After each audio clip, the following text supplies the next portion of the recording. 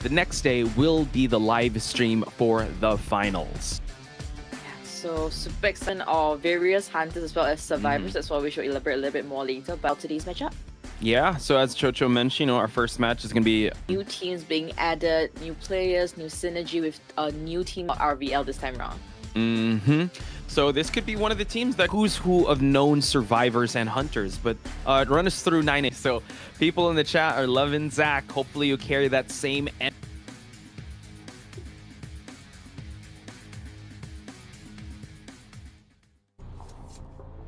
All right, folks, first half of IVT, and Zach pulls something out of his hat here. He is going with the Sculptor. Now he's heading towards the center of this map. First target in his vicinity is going to be the Wildling. This is going to be a bit of a tough chase. Let's see if he's going to chase our boy Psyche here. Seems like he's going to make a beeline for the factory where Green is actually at, the Gardener. So in this lineup, Chocho, who is actually the most prominent target to chase here for the Sculptor? I would say possibly the Seer, mainly because I mean the chip damage can destroy the Seer, and at the same time, if the Seer wants to absorb the Hour from the Hunter, he won't be able to see the front. But it seems like Green will be able to get his bubble burst over there with that statue. We'll be able to get that little presence as well. But we also see that Hunter has excitement, so Green will be able to tank with that Seer Owl as well. So he's still full health. Yeah, he is. So now Zach forced to break down this pallet. Let's see if we're going to make another rotation in the factory. No, Green actually makes his way towards the center water tank area. So still no tier 2 statues here. So Green might have to tank a hit unless he makes it behind this pallet. He's just going to go straight up for that hit. I think he was trying to wait for that bubble, but now he's going to actually make his way towards this area here. He's going to have access to his chisel to see the CCTV area, but Green with a kiting build here, he's going to try to make his rotation. So still an excellent kite. Honor is actually in the mix here. Let's see if Zach's going to go for it. Tries to go for the chip. Now Gardener has that bubble to carry her towards this window. So able to kite out a lot more than predicted. Now able to still, there's still 2 pellets, one more pellet over there. So Green should be able to survive, but that chip damage, the second one, would it come through? Oh. That was close. Gardener now on her last legs. One more chip and she will be falling down. But look at the Cypher progress. 2 Cyphers are about to pop. One has already been completed. One has not been started yet. Green doing an amazing job. Nice dodge of that statue.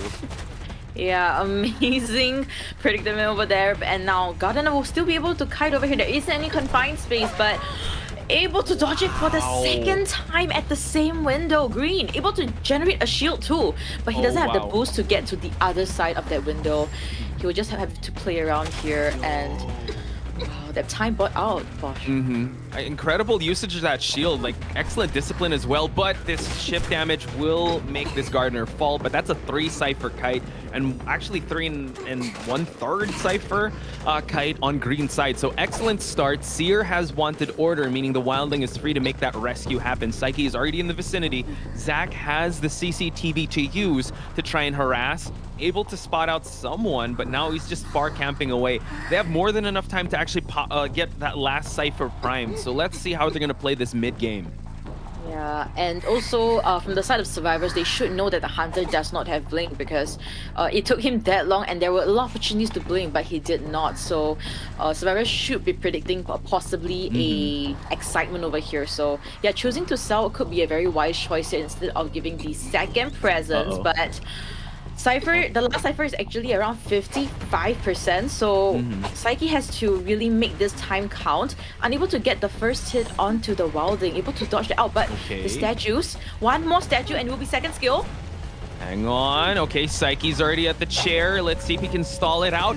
Gets the hit. One more would do it. Oh my god, Wildling's out and able to actually get the last effort off of Green. And now Psyche has to hightail it. Green needs to be able to get ready for that endgame pop. Like you mentioned, Zach already has tier 2 statues and they're just gonna go straight for that pop. Yeah, and also Hunter has detention and also very little statues. He can still change his skill to a blink to just get a 1k, but he's just gonna change targets to the person at the front gate. The gate is almost open at 70%, but they decide to play it safe. We'll be going away from the Cypher now.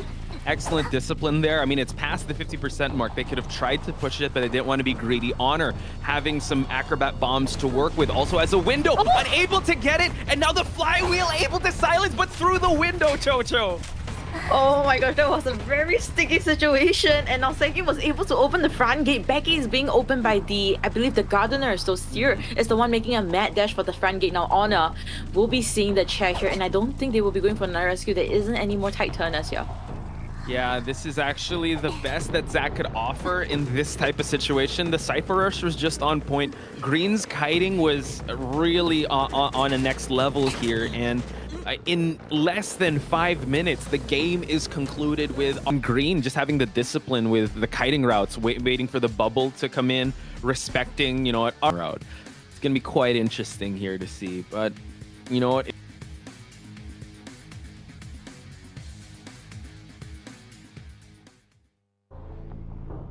Right, so heading into this matchup, it seems like he's gonna be going straight for the Perfumer, which is Ghost that's playing this character. The basement will also be at the factory area since Ching-H is heading this direction as well. So Ghost and Varys is gonna have a kind of meet each other situation, and will be leeching onto the Perfumer and putting it near forward. Okay, so this Cypher is also locked in the front gate, so Ghost has a kiting route available, has the factory, has some pallets to work with, and now just Ching-H dropping the patroller already of one of the followers here. So out in the open, tries to go for the perfume, baited it out, and now let's see if he's gonna try and opt for that hit of the perfumer, but it is a leech hit, so that's very important. That perfume though, because I understand that because the leech was following, that's why he decides perfume, but yeah, usually when you use your perfume like that, you need to look at the hunter's hand, then use the perfume. But now he will be seeing a down with that terror shock. Basement is here as well. Yeah. So this is gonna be a basement camp. Yeah, actually breaking down that situation too, I think it could have been a little preemptive because again, the perfumer, her first kite needs to be super on point because once she's already injured, the perfume isn't gonna last any, is actually gonna be nullified. And now a far basement camp too. And early in this game, it's actually not even the 2-minute mark and no ciphers have been done yet. Ching-H having an excellent start to this matchup. All able to get into the ground. That was really fast reaction from the side of Uni. We'll be able to get the drop down and get the very safe rescue. Forward is also here, which means that there's only one person decoding, and Cypher progress is really slow. True. So now we see the hit onto, farmed off, hit off to the Ghost. Gravekeeper is going to hide down here in the basement, but he's actually going to go for the Gravekeeper as well, forcing out the shovel, and Ching-H really wanting to go for a double down situation. Forward is also in the area, tries to go for a drop down, gets the hit, not quite just yet. Unit, can he make this window? Not quite, and the last effort has already finished. Double down situation. Perfumer is out, but has a leech onto her. And now they're removing that leech. Wow, really smart play from the side of the survivors. Able to remove that quickly, but Ching-H has to use her main body's leech to head over to the perfumer, unable to double chair and also do that basement chair for the Gravekeeper. Oof. And now Varys out in the open here, you know, forward, known for those stuns. He's gonna try and go for like a pickup here while the other body's gonna try to block. He's gonna try and force out the ball and force out the flywheel as well. Varys out in the open gets hit, so injuries piling up for Ching-H, able to get the hit, but now the hit onto the perfumer. So a little oversupport coming from 9AD. You gotta give their kudos to 9AD, but Ching-H is one step ahead. Yeah, and Bobich decoding right next to the hunter, being half health, and will also be free leeched on at the front gate. So yeah, it's looking really tough for the side of survivors. I'm not really sure what the plan is right now, the communications as well, but Gardener has healed up the Gravekeeper and will be removing his leech right near the chair. So the chair should have a total of 2 leeches. Able to get that free hit as well. That was an excellent switch to Blink, and now Gravekeeper is not going to be going for an easy rescue. Varys trying to avoid through the window, gets hit. Another down survivor here. Gravekeeper is down. We're gonna see another Cypher pop, but that is first survivor back to the manor. So Ching-H really rolling with the punches here with the support. He's still able to kind of protect himself and continue on his dominance to the mid game. So seems like the Gardener will be the only person that can come for this rescue. Gardener that's full health. If she's able to use the shield, it could be possible, but she's heading for the front gate.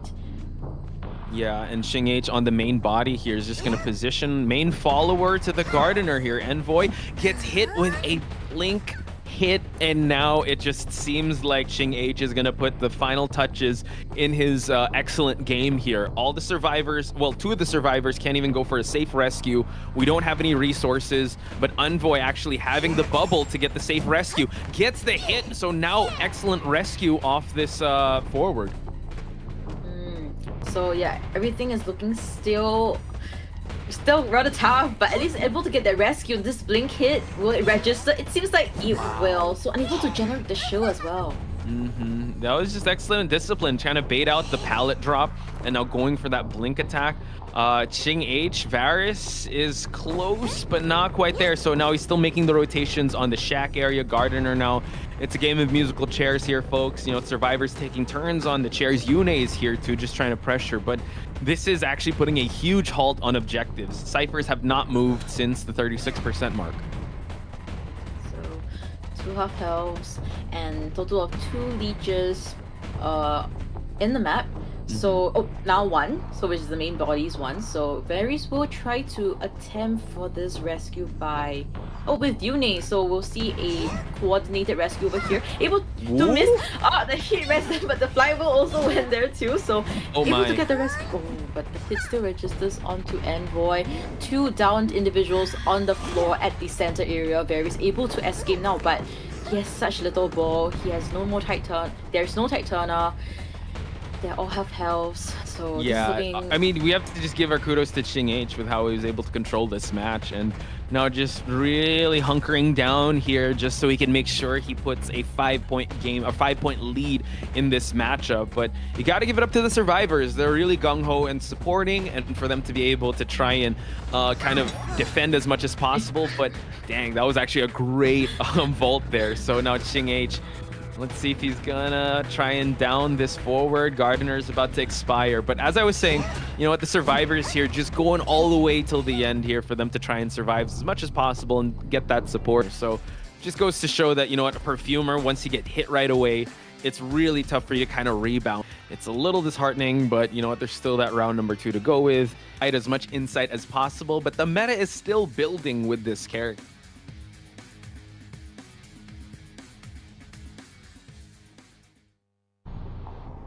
First IV of IVT, ladies and gentlemen. We're not going to waste any more time. This the Phantom is already loose here. Again, she has 2. I mean, it's kind of like that Dream Witch where you're piloting multiple things or managing different resources. So now she's already going to patrol and put her Phantom in the corner house to see if anyone is there, while Yindi's going to patrol at the 2nd story, which Yune is actually caught decoding here. Going to try to get a recall here, and now Aeroplanist gonna have to be very careful. Dropping the shadow also. I mean, yeah, I'm gonna call it the shadow because she's the shadow. Dropping the shadow here, and Envoy is actually in the mix. Yeah, so able to leech onto the priestess, it seems. And yeah, just now he tried to scare the Aeroplanist, but Aeroplanist wasn't, I think he wasn't looking at her, so nothing really happened there. Envoy will be able to hide throughout this area. Still does not have a portal just yet, maybe about 20 seconds. Trying to cut it out of it, trying to mind game, but Yindi eating a basic hit. Yeah, and actually not getting any corruption points. And also note that Yindi does have blink, so this could be a blink down on Envoy's side unless he can use this portal very well. Seems like the stone is about to expire here, and now we're gonna use that portal just to make that transition happen. Oh, don't really want to do that reverse portal trick there. A bit risky because, I mean, especially if there's nothing over there to work with now. Envoy trying to kite towards the S-pelleted area, and Hunter does have blink though, so yep, the blink hit just happened immediately. Don't want to waste any more time for the ciphers to keep getting decoded. So yeah, it just seemed like a kind of disciplined start for Yindi. Going for that actually just basic hit and a blink down. So not really using the skill traits so much, but we are going to see him get that recall of the shadow, and now we see that Yune is actually in the mix here. Note that Yune is the only one with Tide Turner, so he has to make this rescue happen. Yeah, and Hunter has brought Insolence as well, so it's blink all the way. Yune will be able to get near the chair, but my. this rescue seems to be a little tight, and the terror shock happens on Yune as well. So this is looking really sticky. He came early, but he kind of got denied rescue. Did. So, wow, the scare though at the same time, it happened at such a great timing. Yeah, I think the pressure is adding way too much that, yeah, the corruption points were adding up, and so does the Acrobat. There's actually so much terror in this radius, and now we see, can the Acrobat actually get the rescue? Hits, Aeroplanist actually gets up, and now we're gonna see the rescue happen. Acrobat eats the hit, Tide Turner is in effect, and now we're gonna see a bomb here just for the silence. He's gonna go for a flywheel, so a very excellent scramble here, and we see that the Acrobat will be falling down. Let's see if he can try and find the Priestess now. So seems like Priestess has been long gone, and he does have a leech onto the Priestess. It seems it's a bit blocking, but yep. Envoy will just be decoding at the Graveyard Cipher 70%, and he's gonna set up the long portal too. So he will have the escape plan set up already.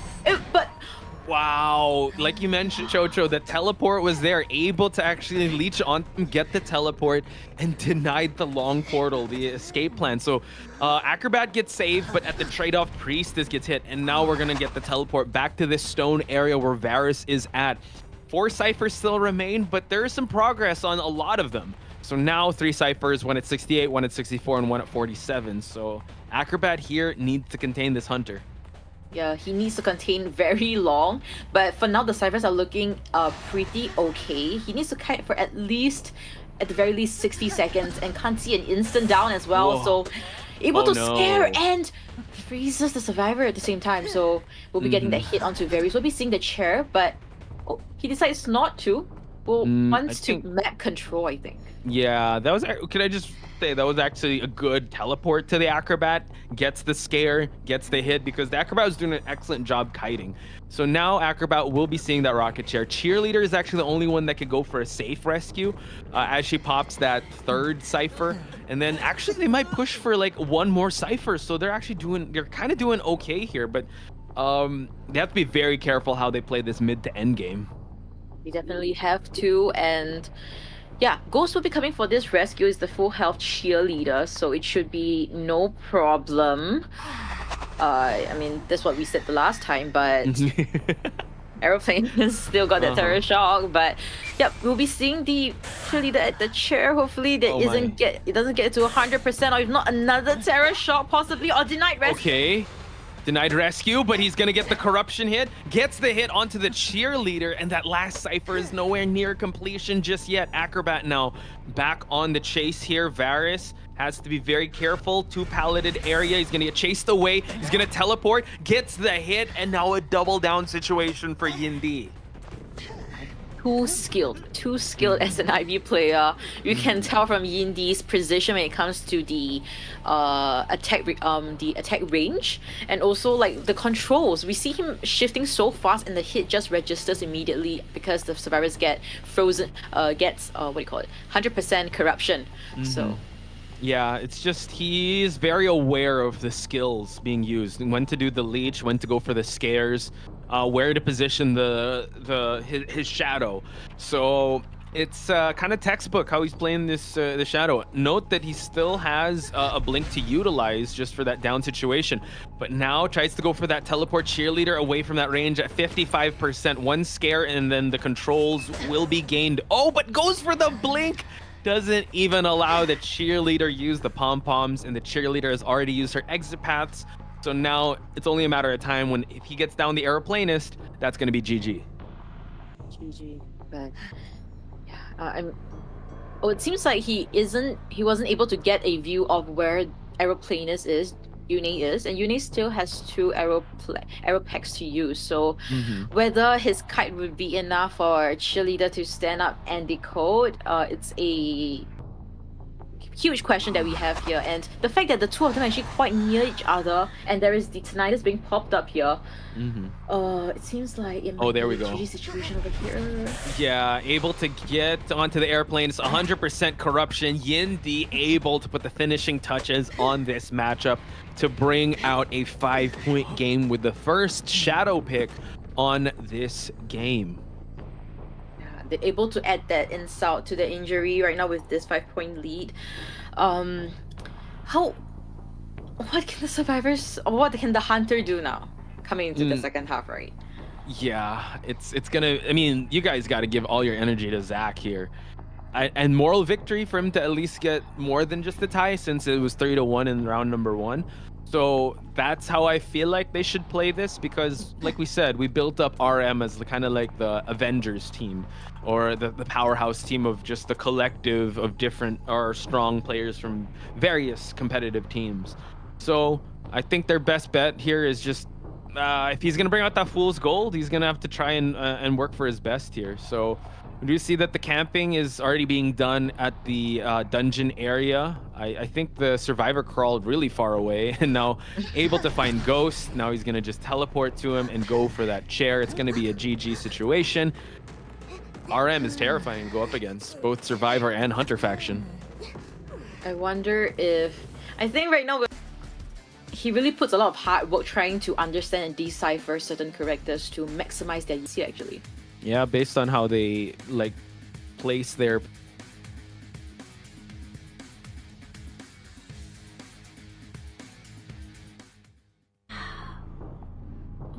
And we are heading into this matchup. It seems like Hunter will be heading straight for the center where the Dancer is. Dancer will be making a mad dash towards the graveyard area. Patient, as expected, is heading towards Geisha. We'll be decoding that cipher instead. Zach will be making a detour. We'll be making another tour towards the S palette area, and we'll be having the Tinnitus propped up. Not sure if he saw the black trace of the bug. Seems like he did not.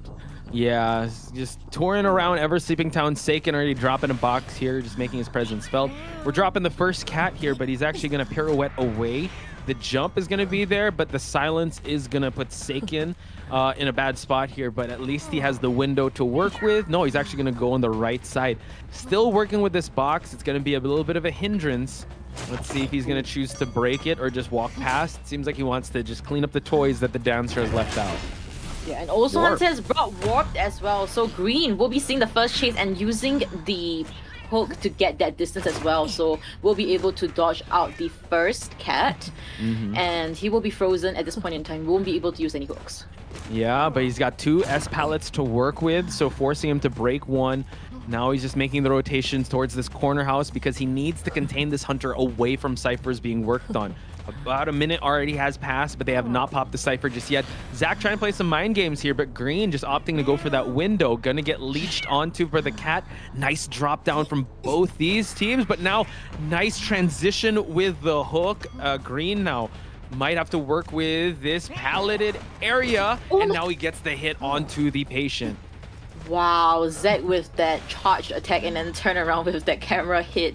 So that was very smart from the side of Zach, able to get that hit for Green. But Green, he will do a drop down at the basement. I think he wasn't expecting the basement over there. I'm not too sure. I mean, cutting corners there just to make that rotation happen.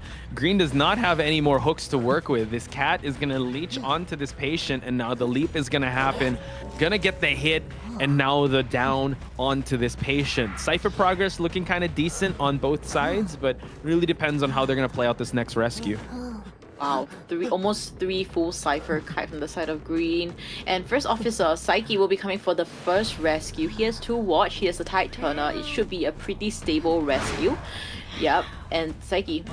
Now the cat is planted. Not yet able to actually get that rescue going, but it does land on Psyche. So unfortunately, Psyche does get hit. Let's hope that Green is able to establish a lot of distance, but the warp is actually going to cut him off right before he's able to make it to more pallets, but he's got 2 to work with. He's going to get that stun, going to play it conservatively here, and now double down for Zach. It's definitely a good look for the side of Zach. He's able to double down in this matchup using an N, so he definitely did play the N camping very well. But the 4th Cypher is almost primed. The person that pops that Cypher can come for that rescue, and the 5th Cypher is almost at 40%. Double chair.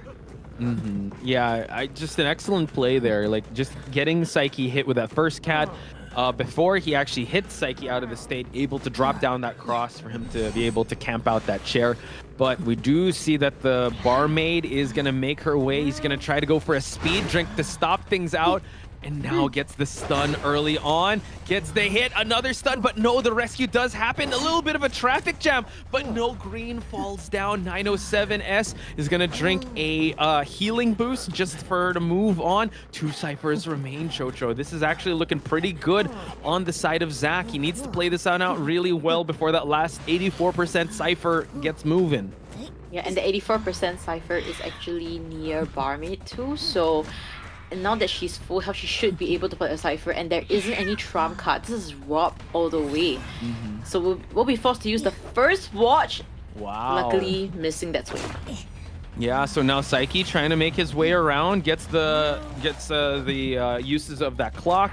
Now that last cipher is moving quite well here. Psyche really buying enough time, and now continues on the kiting time. That cipher is already primed, so the best that Zach can hope for is a tie in this situation. Psyche now trying to go for a crouch down strat, but able to vault the window for that last cipher to pop.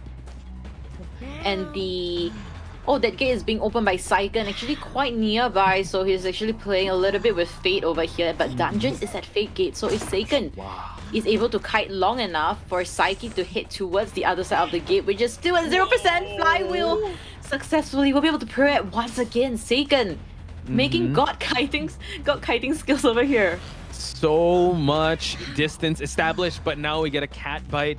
We do have the warp that is ready. Let's see if Zach is going to be using it. No, goes for the hit. Oh, the stun. Saiken through the window. And now that last exit gate is going to be open. The warp is ready. He's going to use the warp, but it's not this gate that is opening. That's going to allow the survivors to go for the exit.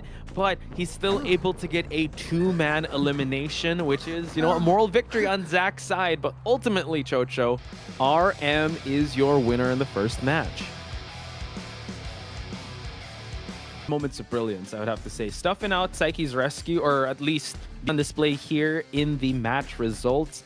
A 15. Excellent Dream Witch. I would have to say also... Players, not too yet. It will be Ari versus G-End. But it will go Dakiri, Felchap, as well as Tonkatsu.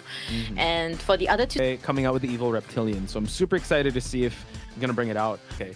So, yes, that is very notorious, and it's really hard to save from that.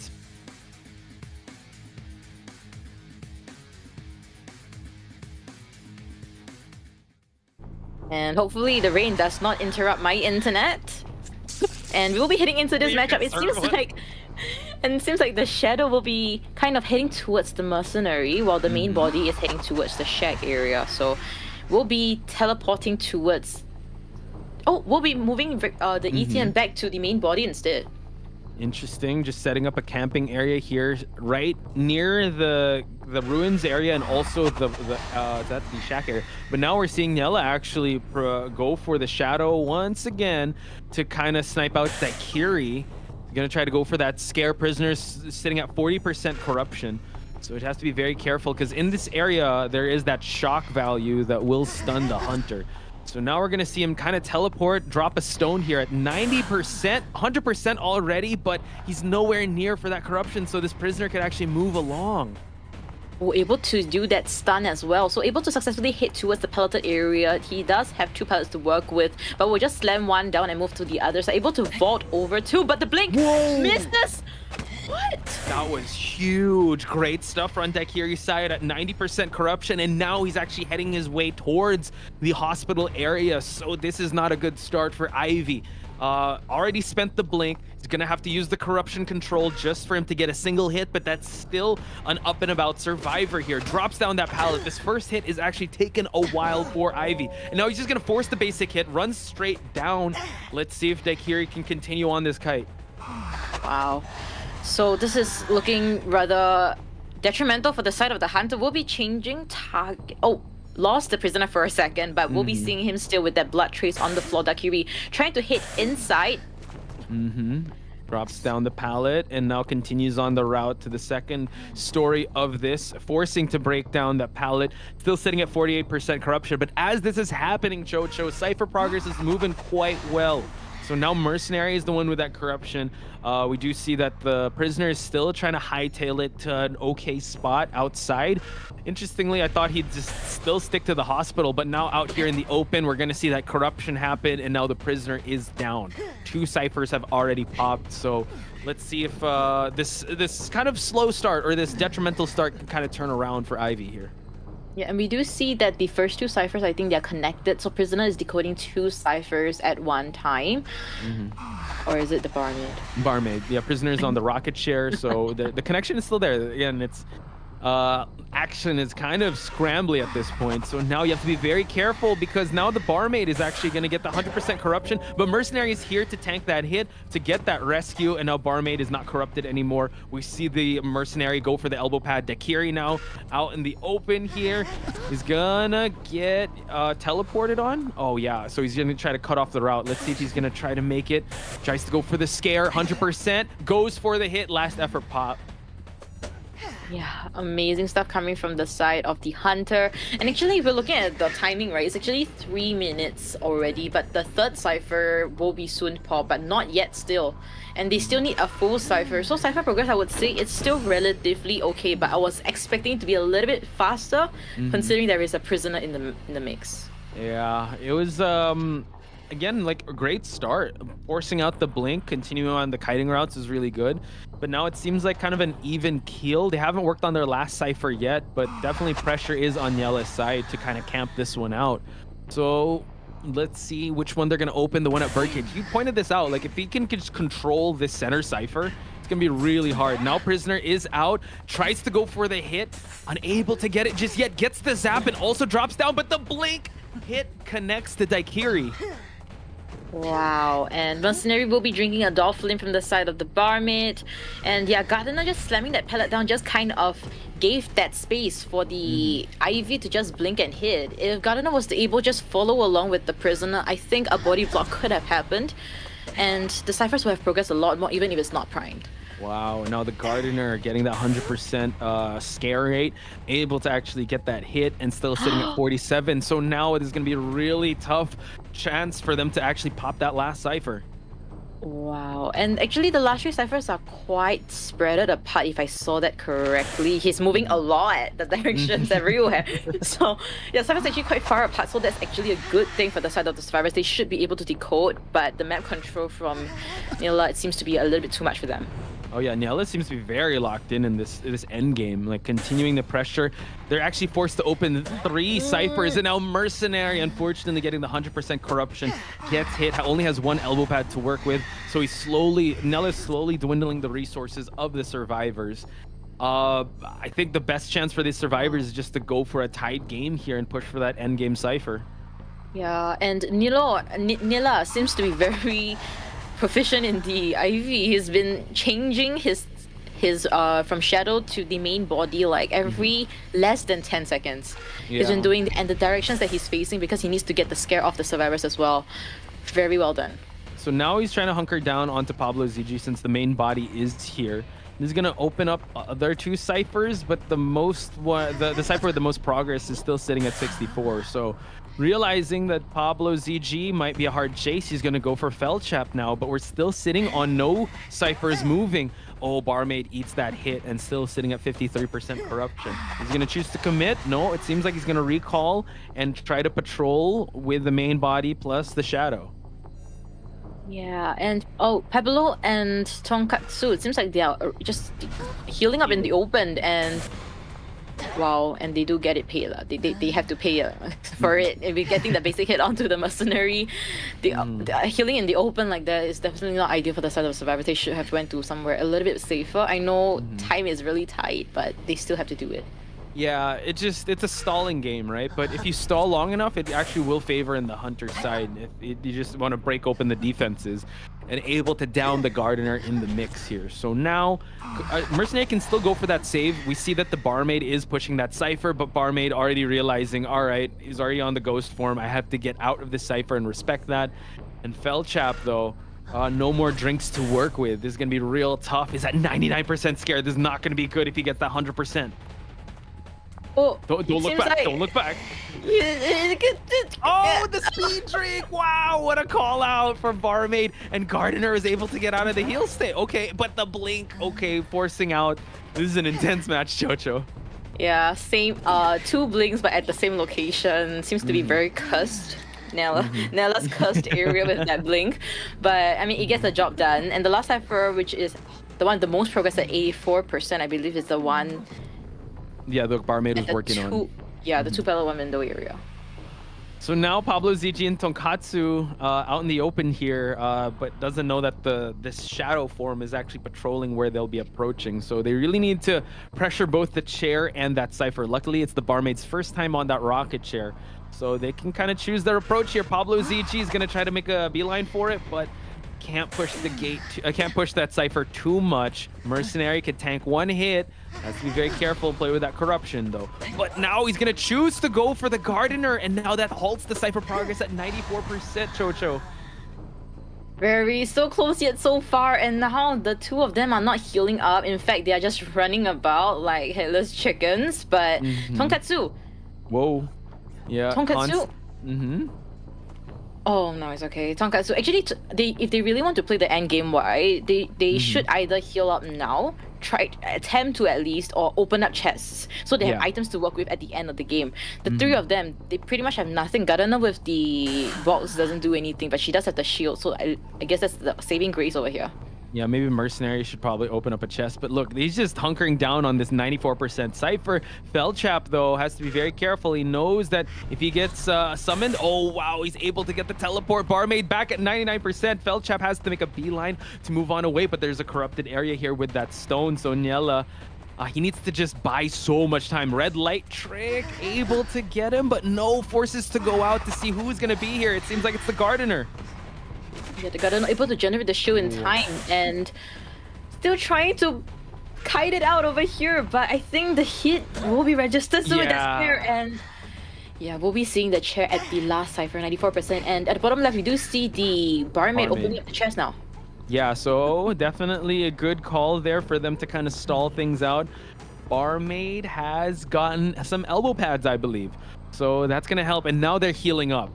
He knows that something's about. Tinnitus is triggered on this shadow form and able to actually heal up the Barmaid, which is very important. So now they can push that cipher while Mercenary goes for that rescue. So question is, can they make that distance? Mercenary at 98% scare here. Cannot afford to get hit out in the open, but no, he does, because he's able to get that 90% corruption. Now Felchap is going to try to make this rescue happen before this Mercenary does fall down, but Niela, can he stop it from happening? Nice usage of that elbow pad, can tank one hit.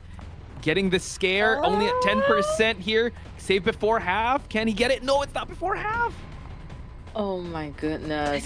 So, alright, able to get a basic hit. I think they are gonna rush towards the cipher and try to pop it, but the scare, they have to look away. And they will pop it. Oh wow, so Nella wasn't swinging, so now everyone's out and about. They pushed the three-man endgame, Chocho, and now Pablo ZG seems to be the target. Yeah, and the other side of the gate. Mercenary. It's opening already at 4%, but no, actually stalls it out. Tonkatsu actually making distance now. So he's trying to pressure both the gates here. Who is Niela going to actually pressure here? Oh, the blink hit! Yeah, oh my goodness. 3 successful blinks. And now Pablo will be seeing the Hunter will be infected as well. So leeching onto the Gardener, she will be able to see the locations of the other survivors too. So he knows where the Gardener is, he knows where the Barmaid is, and yeah. So now it seems like, yeah, that area, or that scare area, is going to be guarded. We do see that I believe the Barmaid was trying to open up a chest. He has a syringe, but with detention, that's not going to mean much. But now it seems like Nella has already teleported away. They're still trying to pressure this basement rescue. Felchap being caught out in the open here. He's going to try and go for a teleport, I believe. No. It seems like Felchap is thinking twice if he's going to make this rescue happen. The pressure is immense. Mercenary stays on the chair for so long. Who's going to blink first? Oh my goodness, they have to at least get one out. I mean, they made it all the way to the end game with 3 people, but it seems like the end game is even harder for them. It's just like how like Dreamwitch with that many leeches. IVT seems to be able to execute that perfectly as well. Now Felchap is in a very sticky situation just at the gate, but the gate will be open at the front. Gardner will be able to get out, which guarantees that one escape instead of a 5-point lead to the Hunter. Hey, I think that's a moral victory. That was an intense match, and we were thinking it's going to be like a 10-minute Hermit match, but this was a 12-minute Ivy match. And the way... So though, I think it might potentially be a 4K. I mean, looking at how skilled Nella was, right? I mean, he was just changing his as well as the first officer Yumo. This could be actually...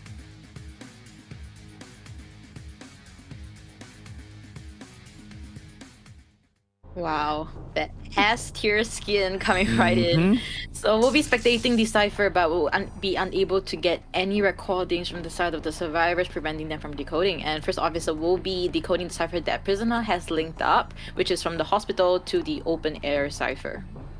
So now we see that Ling Shui is trying to do a red light trick here to try and spot anyone out in the bird cage. It seems like Aimu is going to be here. Not gonna choose to chase here, but Knight being out in the open here could be the potential first target. Again, it's the Embalmer, so Embalmer could have an easy first rescue. I think that was the first officer. Yeah, he's getting away from the connected Cypher. Nice usage of the recording to kind of close distance here to hit the Embalmer. Oh! Recording?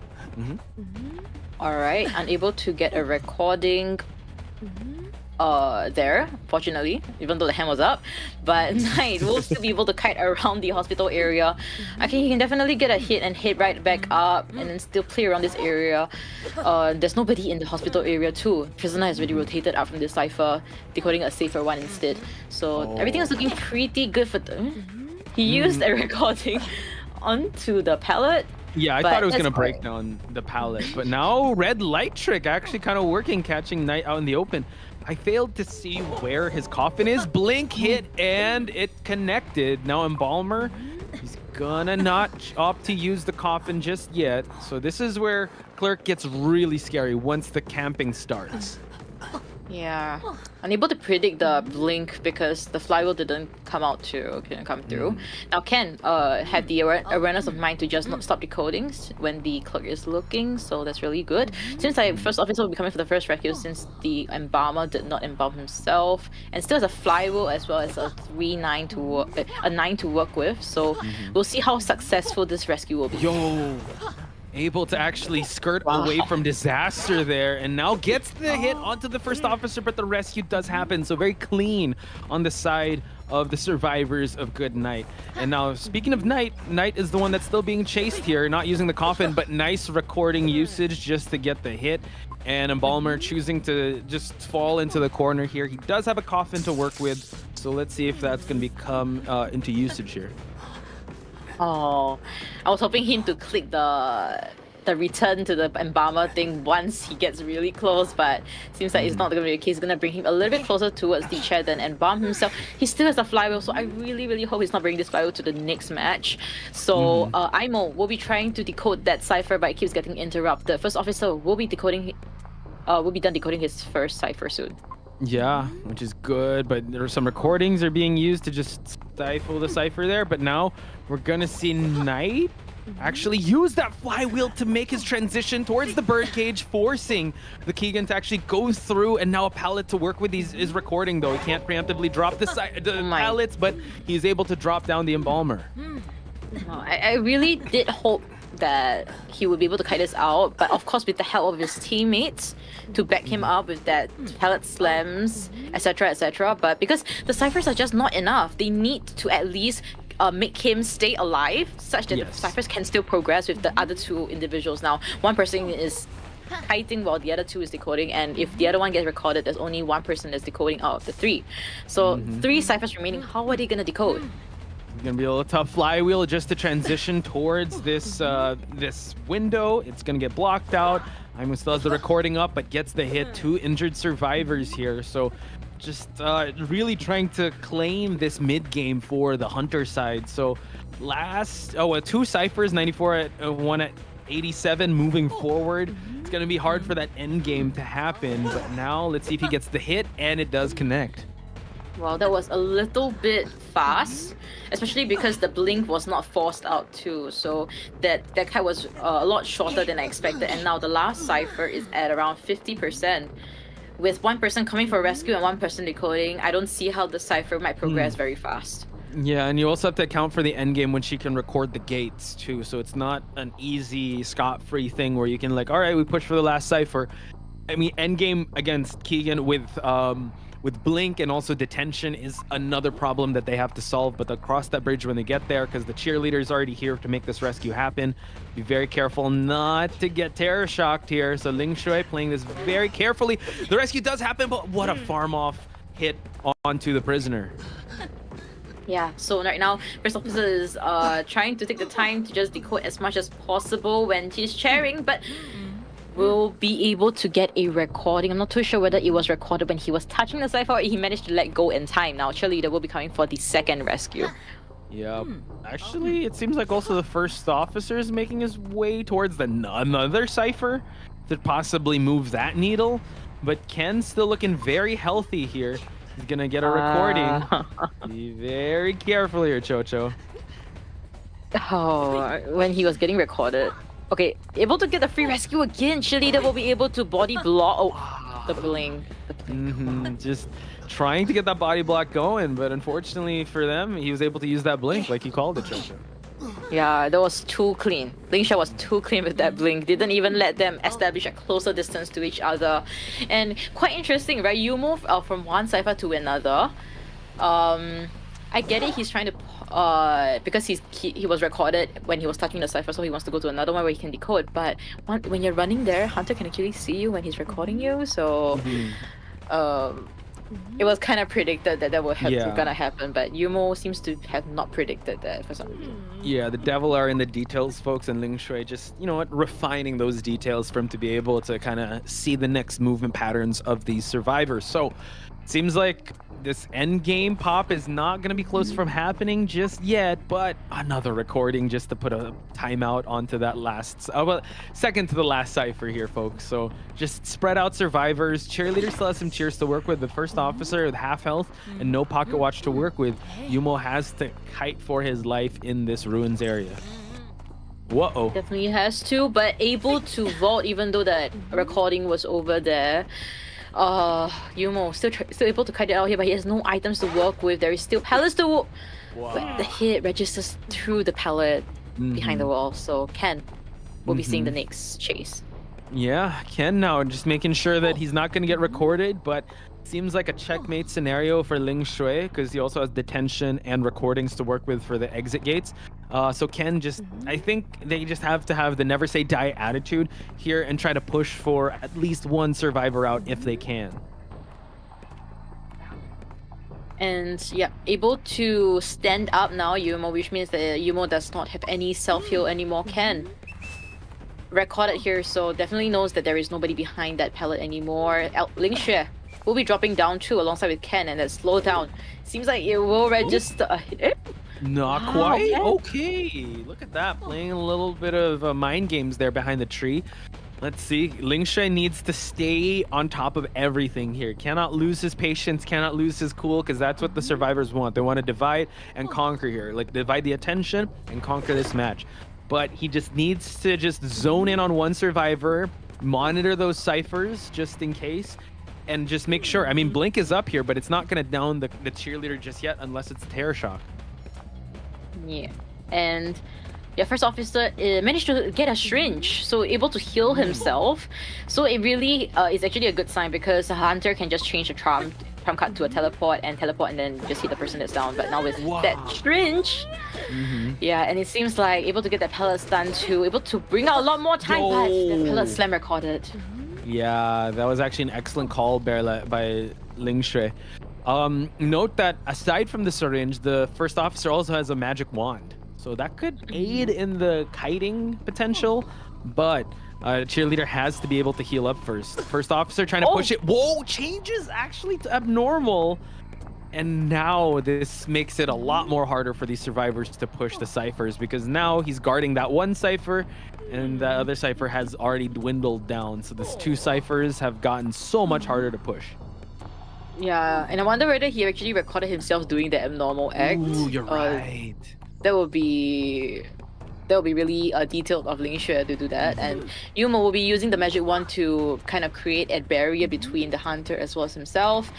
Able to transition towards the shack area all the way from 3 pallets, so I would say this is a pretty good job, well done. Cheerleader has expanded his self heal too, and the first hit registers on Yumo. I'm gonna see if the recording. I love the awareness of Ling Xue, just playing it real close to the chest, real conservatively, because all he needs to do is just down these 2 survivors, and it's GG's. RV able to take that first match, but now easier said than done. Nice recording, able to actually go through the window. So Yumo doing a great job containing this hunter. I mean, able to contain the hunter for so long without any items, I think that's very, very well done. And now Yumo will be seeing the down for the second time this time round without self-heal, so we can just leave him there to bleed out. Ken. He can see Ken immediately because of the recording. We can see from here all the way there, so he's making a beeline for Ken right now. Will he be able to survive though? He has 2 pom-poms. And it's just unfortunate that the dungeon is actually here, so that is his saving grace, but unfortunately that doesn't seem like it's in the cards here. And now through the pallet hit, Ling Xue able to solidify a victory for his team in match number. We don't see like opera singer in BO1, etc, etc. We see a cluck. Ivy backed ban the hunter they have met just now because it has been mechanic over here. Yeah, I think Daikiri's first.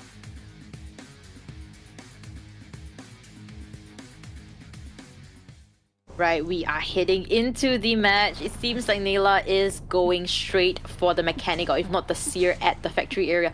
Mechanic it is, and Mechanic still hasn't put on her bot. She will put it right behind the tree, hide it as well. So Nayla shouldn't be able to find the bot, hopefully, and nice. Survives. Yeah, it does. Daikiri able to drop the bot past the trees in the deep sandbags area, so she needs to create some distance here, but that was a nice teleport to the remnant shadow. So Daikiri might be the sacrificial lamb here out in the open, and just gets hit right away. But you gotta move that bot away from Nella's sight.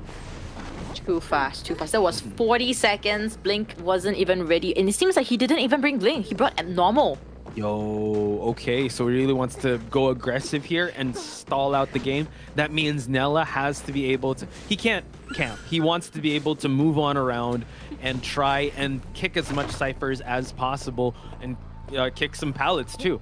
So now we're going to see him just teleport back, and now early rescue here, but still a backdoor rescue. We're going to wait out the tide turn here. Daikiri just making sure, like, okay, bot's still all right. We're not failing these calibrations. And we're going to continue on just moving away here. So Cypher Rush is still on their side since the bot is out and about. Yeah, I definitely like the idea from Daikiri, right? He's just going towards the corner, don't want to affect any of his teammate ciphers. And yeah, from the side of Nayla, he hasn't been able to use the abnormal because he downed the person so fast. The cipher progress in the cipher itself is not enough for him to want to use the abnormal. And mind you guys, the more you use the abnormal, the less effective it gets. True. So yep, the bot is still decoding successfully at the area over there. Felchap doesn't want to give that free hit as well.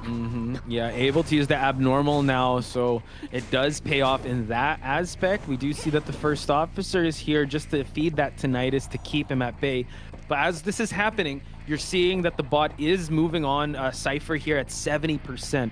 So can this bot actually push the Cypher before Mechanic expires? But we're going to see Daikiri get hunkered down here, gets hit through the pallet. Oh, I don't think it's going to be able to pop enough time. So Nella moving to Felchap now. Yeah, and if he does that, that means the bot can decode that Cypher. But I think he will teleport back after this pallet stun hit. Yeah, we'll be cherrying the Mechanic, but the bot already popped the Cypher. It did, and one Cypher sitting at 98%. We're still on the cooldown for the abnormal, so I would say, you know what, Mechanic's bot doing its job, at least popping a Cypher, and also healing, I believe. So the Mechanic's bot is actually healing. That Cypher actually did not pop. It's at 98%. The first officer is the one that got healed up. We're still here at the sandbags area. The abnormal isn't up yet for him to kick that Cypher. And now Pablo. Oh, Pablo might be the potential chase over here. He is at the front gate, but that Cypher is, I believe, is the 50% Cypher. Yeah, think so. So Pablo ZG is gonna have to be able to kite it out. We still have a Seer Owl that was not used. So Pablo ZG making his presence felt here out in the open, baiting out. No, gets the hit early on as he's transitioning. Will he choose to commit? It seems like Nella is gonna try and go back to the center of this map to gain some control. No, going back to the shadow form to chase Pablo ZG once again. Yeah, and one thing we note is that they are decoding all 7 ciphers in the map. I'm not too sure whether it's miscommunication or like, because Nilla is not really cipher camping because he's a one-hit hunter, Nilla. So I'm a bit unsure why is that happening, but the bot is just in the open, but Nilla is not going to be distracted with that. We'll be aiming for Tonkatsu. Yeah, and it seems like the bot just feeding that Tinnitus, and Tonkatsu now might be forced to use a pocket watch just for him to, you know what, get away from the clutches of Nyela. But now Feldchap out here in the shack area. He's making excellent rotations, but as you called out, all these ciphers combined could actually lead towards that end game, but Nyela just really spreading these survivors out thin. Oh, and able to use the abnormal for the second time, so ciphers are a little bit not enough at this point in time. Second cipher just popped at the 4-minute 30-second mark, and Feldchap will be seeing the ground for the first time. Doesn't have anything to work with because the psychologist and the stress have already been used on the first officer for the first time. Saving grace here is that the survivors can kind of push for that 80% cipher. That 98 one is all right.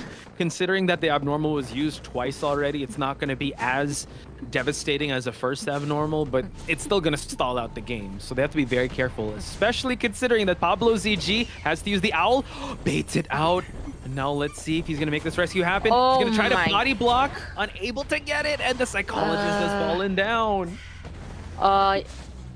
Okay, and we'll be hitting for Pablo right now. It seems like the hit will register regardless. You know what I was kind of expecting with him, Pablo?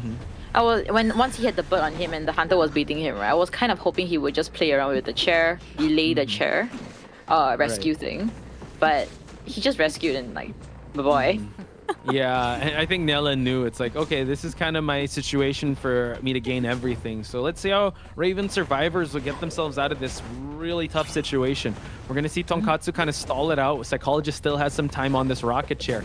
Nella playing it very safe, just considering swinging at the air here.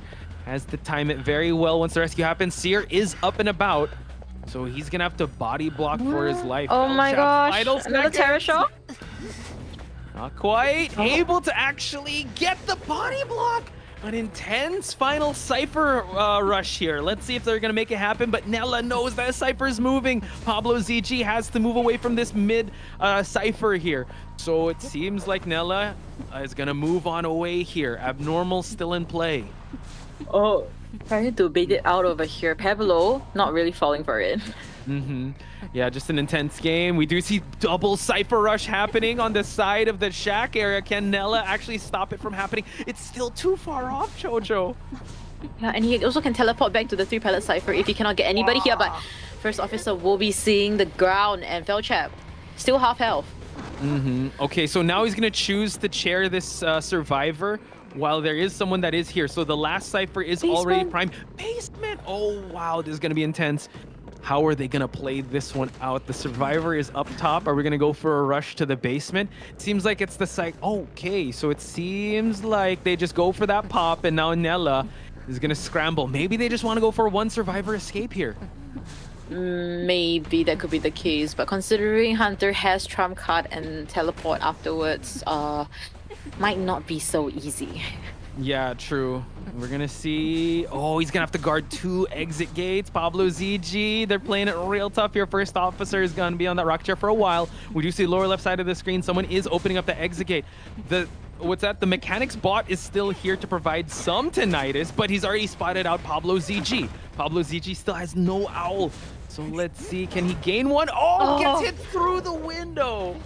Oh no, but the gate opens though, so for RV's side, at least they guarantee one escape this time round once again instead of giving a 5-point lead to the Hunter.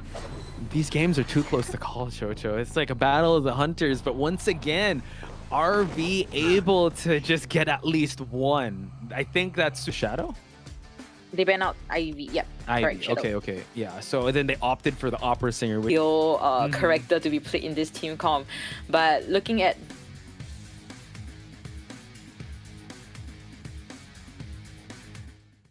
and with that skin and that accessory, I think definitely he knows what he's doing. Lee Xue will be heading straight for that female dancer. And female dancer is actually slow walking behind those boxes. I'm not too sure whether Lee Xue actually spots her out. Seems like he will not. And will not preemptively put a mirror just in case. He has the tinnitus being propped up here. He knows someone is near, but just don't know exactly where. So, dancer pulling off that little card move. Taking tips there, but now Ken, oh wow, that was actually an excellent mirror hit, and he's gonna try to chase down Ken here with the mirror image. He's gonna have to opt to go and teleport to him, but the coordinator's gun will be at the ready here. No way. Could he potentially just get one hit and one mirror, but missing the gunshot as well? Ken trying to do crazy works here, but it seems like Ling Xue just outsmarted him over there. Now Ken will be seeing the second hit without the mirror, and Blin is just ready. That's so important for Ling to get that hit, Ling Xue to get that hit without the mirror hit, baiting out the coordinator's gun, and also just denying the chase to last longer than 60 seconds is a huge momentum shift in the first round. Again, coordinator takes her time on this rocket share. You do have a dedicated rescuer, but now the coordinator is on her last legs. All right. For now, we're saved. We're saved. But Yumo will be coming here with that first officer watch. Luckily, there isn't any mirror, so we shouldn't be seeing a double down unless a carrot shot happens here. We'll be able to get a pretty safe rescue. I hope so. Wow. Also, yeah, farmed off a hit, and now he's gonna try and just go straight for Ken. So Ken needs to kind of have a rebound kite, but now the mirror able to get the last effort as well. So, I mean, that was an excellent rescue. I mean, there were some hits that looked very scary here, but ultimately, Ken goes down again, and this is how the Bloody Clean wants to play this. First officer is already injured. So, I mean, female dancer and lawyer are the safest ones to go for the rescue, but they're focusing on decoding. So let's see if there's going to be another mirror hit. Blink has not been expended just yet, Chocho. So, and there's also trump card on the table. We're going to see Knight actually in the vicinity feeding that tinnitus. And other than feeding tinnitus, he'll be coming closer towards the chair, trying to get a... Oh my gosh, that hit registers, and he won't be denied rescue, luckily, but... The control of the hitbox as well, and now he's gonna try to go for a double down. No, drops the music box, pirouettes away, chases him away. But in that scramble, Chocho, 3 ciphers still remain. So now they're put in a pretty tough spot here. Blink has not been used just yet. 2 people could potentially be down by a blink hit. Lawyer's the only one running around that is not injured, that is decoding everything, and no one is touching ciphers. Yeah, with 1 person eliminated and only 2.5 ciphers progress, it seems to be a really tough situation. Now, Yumo will be seeing the ground for the first time in this matchup, but what accurate mirror. This is terrifying. Ling Xue is a terror when it comes to mirror hits. So far, I know you and Nell have this running joke, or like, how many mirror hits are gonna hit? So far, Ling Xue has been 20/20 with his vision when he's able to use that mirror. I think the first mirror hit that didn't hit was when he was far camping, the first chair that Ken was in. But, I mean, what an excellent start. And now just the control. We're still stuck at 64% on this 3rd cipher. It's looking really tricky. Flight wheeled out so he doesn't get that hit. So we can see how accurate the mirrors are. Aimo will be getting this rescue onto you most successfully before half. And yeah, they will be splitting ways, and Aimo will be seeing the Hunter. Wow.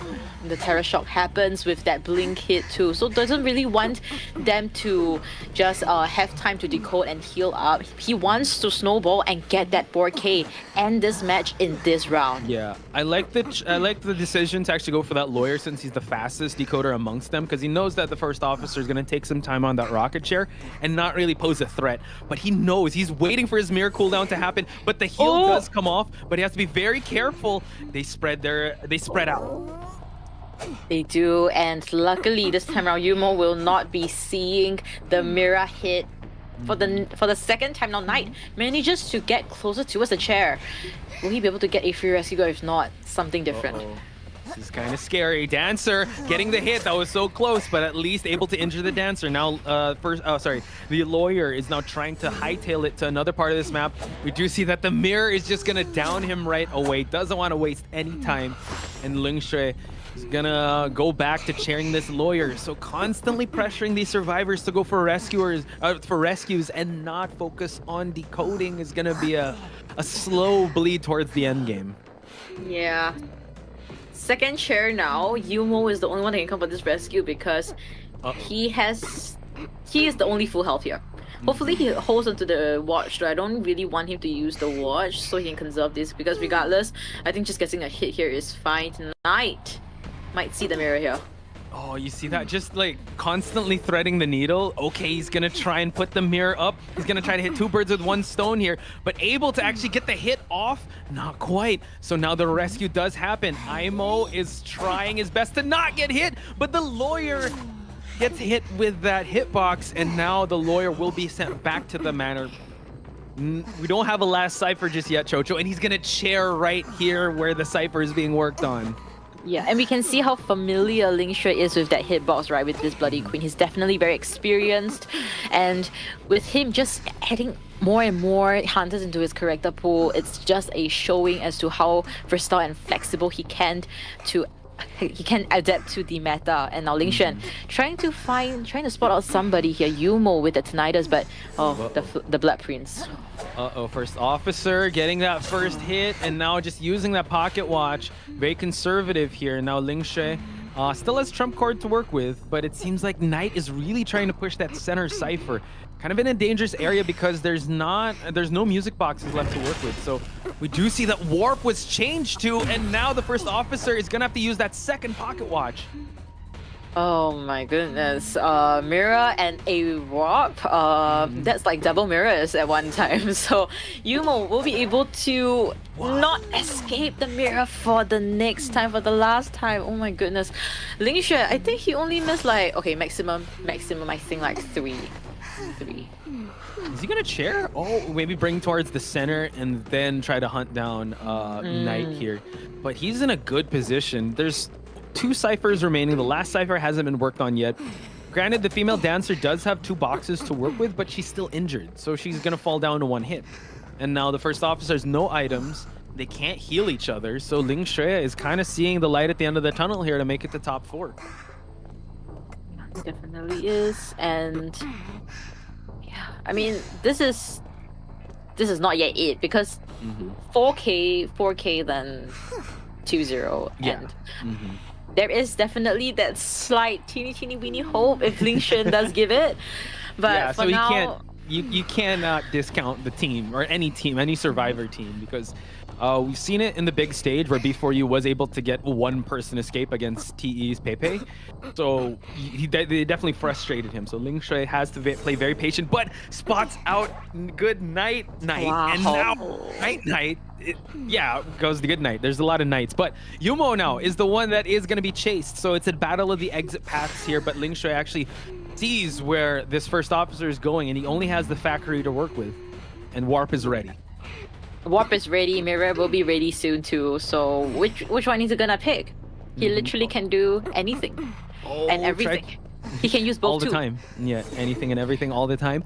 Let's see, he will go for the mirror to just warp back to the female Dancer, I believe. Dancer has already dropped the box, uses the warp, and now he's gonna connect slowly but surely towards this Dancer. This Dancer though trying to heal with the syringe. Attempted. Still going, still yet. going. Can he do it? You can do it. Oh my god, but hang on, Lingshui just waiting for the mirror to pop up. Hit through the window, and GGs are gonna be called. Lingshui's, I would say, Bloody Queen has reigned supreme here in Queen. There we go. There we go. This five individuals. We don't see Angel Deal members of RV. We're not too sure who yet, but if you guys have quests of River, so it seems like they have been getting 3K consecutively. This matchup, so an incredible performance. Give your flowers. Really soon? Wow, I love the logos. Seriously. The ace. Gladiator helmets, because they are be ready for war and ready for battle here, because yeah, for real, Sling I'm pretty sure a lot of people umbrella story of how, despite everything that they face, this matchup.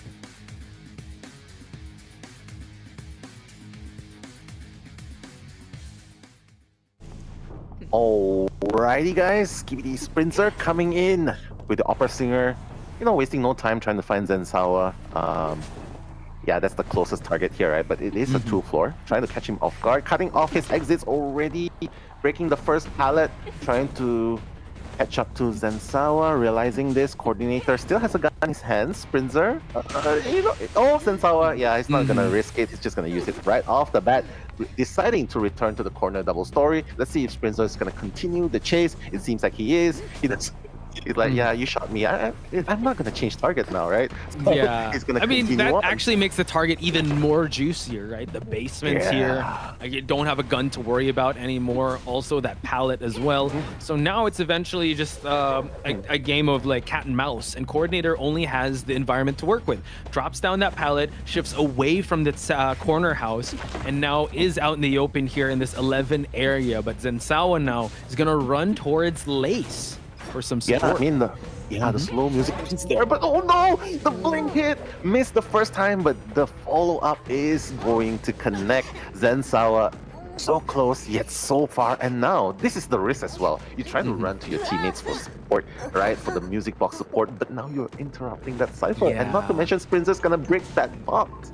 Yeah, so he says time to actually break these boxes down, so this kiting area is not going to be good. That's going to be one eliminated music box less to worry about, but in that time, Zam was able to actually make his rotation towards this area. He's not on the board, he's going to go for just a regular rescue, and now is he going to use it? It seems like they're actually going to split ways, but this is going to push the last effort for Zensawa to move on away from the ciphers that are being worked on.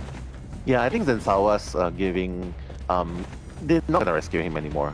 The reason why is because I feel that what he's doing is he's just taking that hit. He doesn't want the walling to be the focus, right? So he's like, yeah, I'm throwing myself to you, hit me, and with the help of the last effort, I'm gonna run towards where the basement is, and you are going to be forced to camp here. You know what I mean?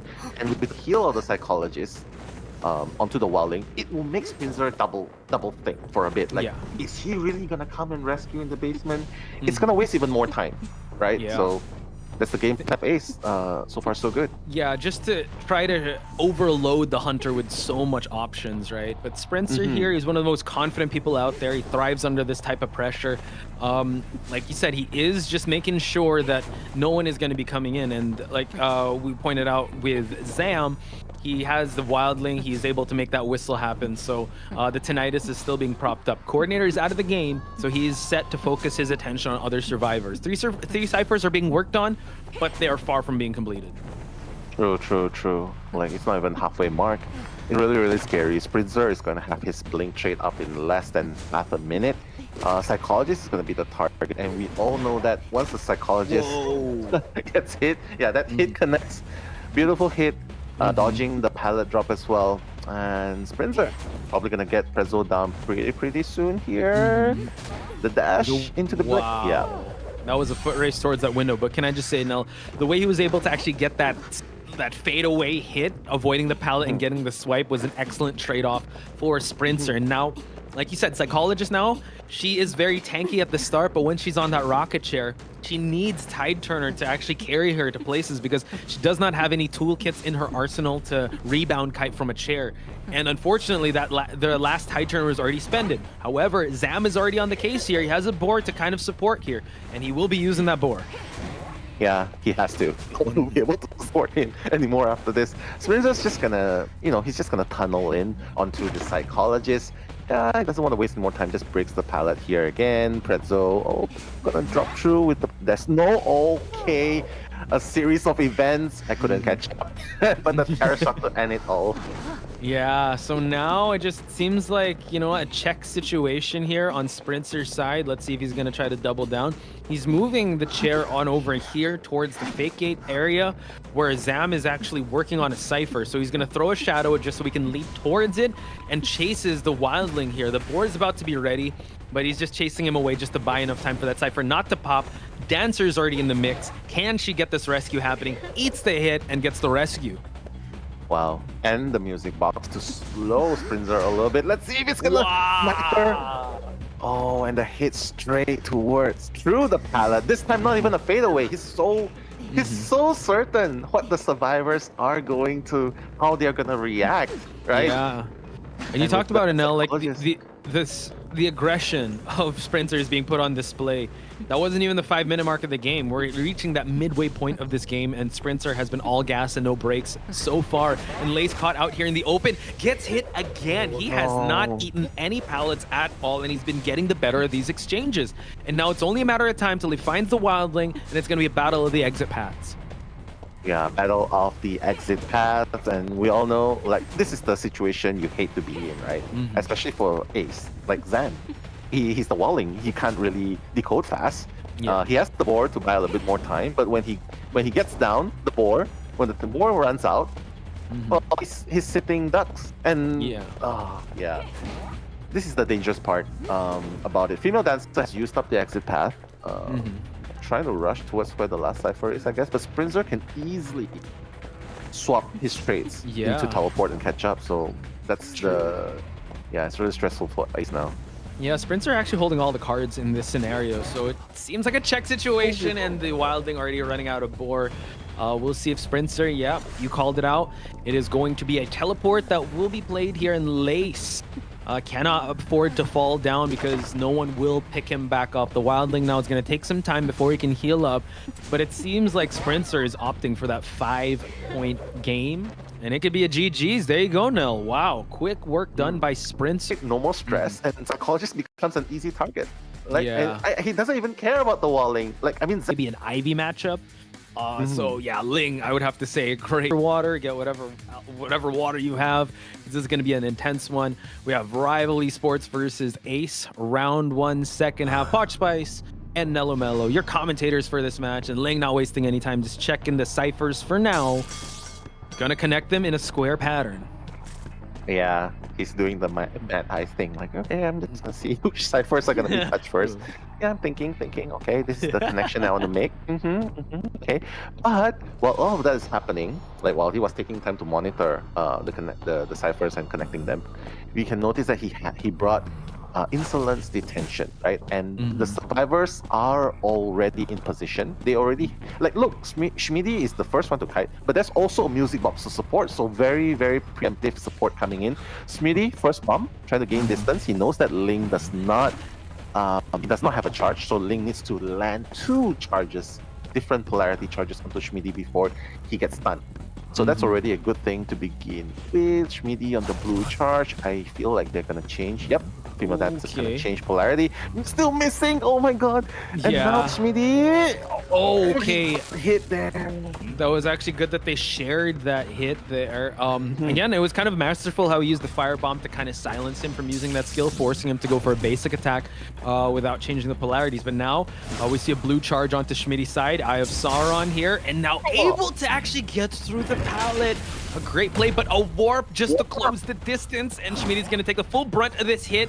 One more, and he will be falling down. Yeah, I'm surprised no one changed. Oh wait, did he disconnect? Yeah, he. Oh no, he didn't. He didn't. So no one changed polarity. I thought Gardner could at least change it once. Or just for them to female distribute dancer. the damage, right? Yeah, but yeah. I think think female dancer has. Yeah. Maybe again they just are aware this is how Ling wants to play. Maybe they just want to go for ties and consider cipher rushing, because Schmidi's doing an excellent job so far. Trying to avoid nice juke onto the pallet. He has no bombs to work with here. He's gonna have to go on foot to just try and make it across, but there is no more pallet here. He's gonna have to make a left. Can he make it through the pallet? Able to actually get through. Wow, and the patience by Ling as well. Normally when you put the pallet down, right, you instantly, Eye of Sauron instantly go down for the hit, but he's so patient right here. But Schmidi's damage has been done. One cipher has been popped. 2 other ciphers are almost close to completion. I feel like Schmidi has done his job. Yeah. Right? And it's only the first share.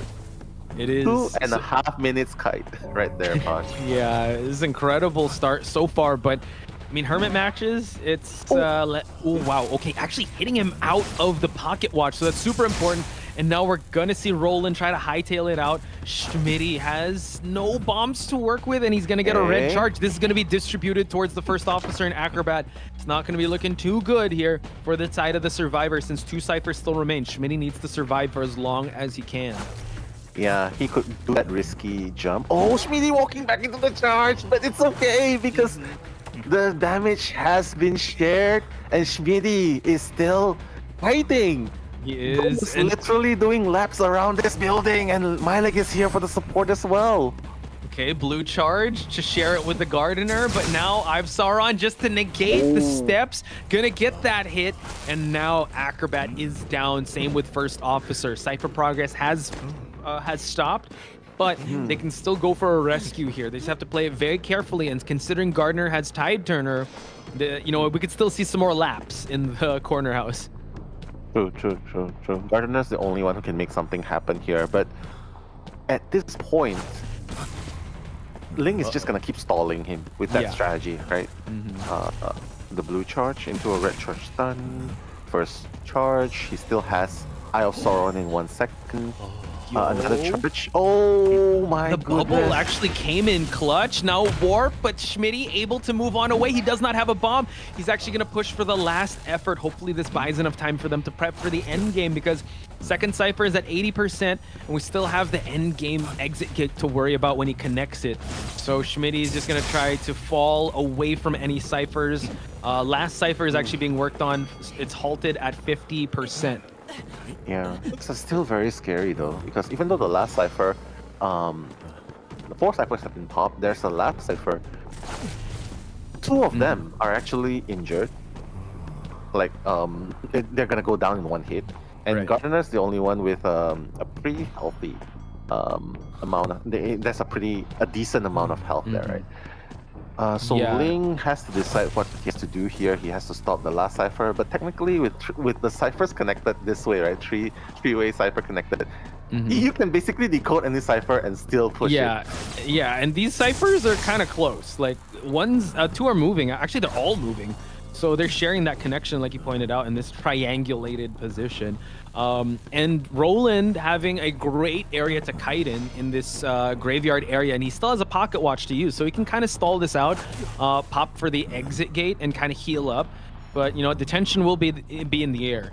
So now Roland has to be very careful, because Warp is about to be ready for Ling to use. Gets the hit. Roland! Oh, shares it, but the female dancer does fall. This is still okay because the Gardener is still pushing that 70% cipher. Seems like Ling was thinking about if he was going to go for that Gardener. Yeah, that's true. He could use a blue charge and try to down the Gardener as well. No, wait. First officer. He's gonna go down in one hit, right? Yeah, and then he will. super fast. Okay, so now it seems like they're put in a tough spot because first officer has to be chaired. Last cipher is about to be popped, but is he going to use it to wake up the survivor? No, female dancer uses the self-heal here. Also has a syringe. So now I love how they're kind of stalling things out. They know that last cipher is close to popping. We do see that leg is constantly just waiting what's going to happen. I think Paul Blem's using up that syringe to go for that rescue. So I think that's the only way, right? My leg has to stay at the cipher. We know he loves ciphers. His coding progress is always the most The in best. the team. Yeah, the best. And don't let the name fool you, because it's really my cipher, not my legs. It's my cipher. It's my cipher. My decoding. My decoding, yeah. Problems coming in, trying to give some problems. Trying to give some problems, dodging left and right. Okay, getting the hit first, doesn't matter, it's fine. He could reach, and the stun's not gonna happen. Last cipher is so close to popping. They're gonna have to pop this correctly at 99%. Gets the hit. They still share the damage, so they go for the end game here now. Yeah, and the instant connect onto the gate as well. Ling does not have teleport, mind you. He only has Warp. He only has a warp. Yeah, insolence, right? Insolence and detention. But now going all the way to the other side of the map, and my leg dodging it masterfully. Now's the time to use your legs, my leg. And the bubble. Oh, Waiting for it. Is the bubble gonna Waiting last? Can it for get? it. Oh! able to actually share the damage. He's still up, so my leg still continuing on. We still have the warp here. So can he actually make it in time for him to travel back? We're gonna see it go back, and now everyone's dispersing from the gate. We do see that there's a mechanics bot. Roland! He's gonna go down, and now my leg is gonna continue opening the gate. The other gate. Rivals are not out of this yet. Yeah, but luckily the warp is on cooldown, so he's gonna have to walk all the way back. Both exit gates are still being pushed because the mechanics bot is there, so they just need one person out to win this game. Paul Blems now. He's gonna try to make a mad dash. No, he has to hug this pallet. It's gonna be too risky. Can he actually make it? Gardner is already out. Paul Blems is the only one that is left here. He's already used up his speed boost here. So now can they actually tie this one out is the question. Nope. Yeah, I think they pretty much anticipated this. That's why my leg left straight away. The dungeon's not even here. The dungeon's not even here. So he's like, yeah, let's just get one person out. We got this anyway by round wins. So Lane making it. I just say what an incredible strat that they were still able to find a mechanics bot just for them to push both exit gates. That they got a 6-3. 6-3. Game like his hermit was pretty good, but it's a bigger map. More with the hermit. Once again, Pot Spice and Nello Mello, your commentators for this next match. All right, Ling wasting no time, going to the same thing. Okay, this time he connected it Right away. Connected No wasting any right time. away. Is it even 5 connected? So 4 or 5? Not sure. It was too fast for me to like count how many he connected. For reals, and with one cipher block at the very end as well, that's gonna be pretty difficult. They just have to waste a little bit more time, rotate into the position that they need. Roland, though, the brave soldier, does not care about anything. He just starts coding with the red charge. It's fine. He knows he's far from sight, far from mind. Yeah. Link's And you just got for the first person, though. True. Lower left side of the screen sees that the lawyer is kind of playing shot caller here, telling where Ling is rotating to. So this is going to waste a lot of time. It seems like Roland the Brave is going to take this first kite. So he's going to eliminate the rescuer of this team if Ling chooses to commit. But this allows the rest of the survivors to kind of go for some objectives here because it's going to take some time since a lot of these ciphers are connected. True. Yeah, the more time progresses, the more the hunter is going to be advantageous, but not if the hunter cannot find anyone to chase. In the first place, Schmitty hiding at the side, trying to... What? Is he going to pull that off? Wow. That was so risky. Someone's got to clip that. That was crazy. The guts on Schmitty to just commit to that hiding spot. Now Ling forced to chase again. It's about a 1 minute mark in the game, and not much objectives are happening, but he has not put any like hits on the board. Although Insolence is gaining him that first skill, we're still seeing a lot of rotations being done by the survivors and Ling. He cannot find anyone. But finally, after the use, he's gonna chase my leg. Look at it. He's finally going to put his mind onto my legs, and now that they know that he has warp, doesn't really matter. Okay, the blue charge onto psychologist. Oh, the premature charge, but the fadeaway, the famous fadeaway hit, is gonna hit my leg. Okay, so this is actually what we talked about, right? Going from my leg from the start. It took a little time for him to find my leg, but this is a very optimal target since she won't have that stress anymore to work with. They've only shared damage with the lawyer and to the acrobats, so damage isn't looking too bad just yet for the survivors here. But as a hermit, going up against the hermit, you have to be very careful that this does not snowball. Roland is also in the mix. No ciphers have been popped just yet, so I like the discipline that they're playing this match in. Ling opting to go upstairs. Leg actually eating that blue charge. Wow. Yeah, really nice. And as you can see, right, they're really doing well in rotating, just trying to be out of sight, you know what I mean? Like while all of that's happening, the ciphers are still moving. So the game plan here is super good rotation and frustrating Ling. Because and I like that. Yeah, stay away from line of sight. Stay away from these charges. Leg doing a great job, but being out in the open here, he's going to have to eat that hit. Sharing the damage with the lawyer is still okay, but they can't rack up too much damage since Psychologist is the only one to tank a lot of those hits. They could kind of opt for that same strategy where they just kind of go for a sacrificial lamb of 3 instead of 1 and just let Sprinter be able to kind of draw things out.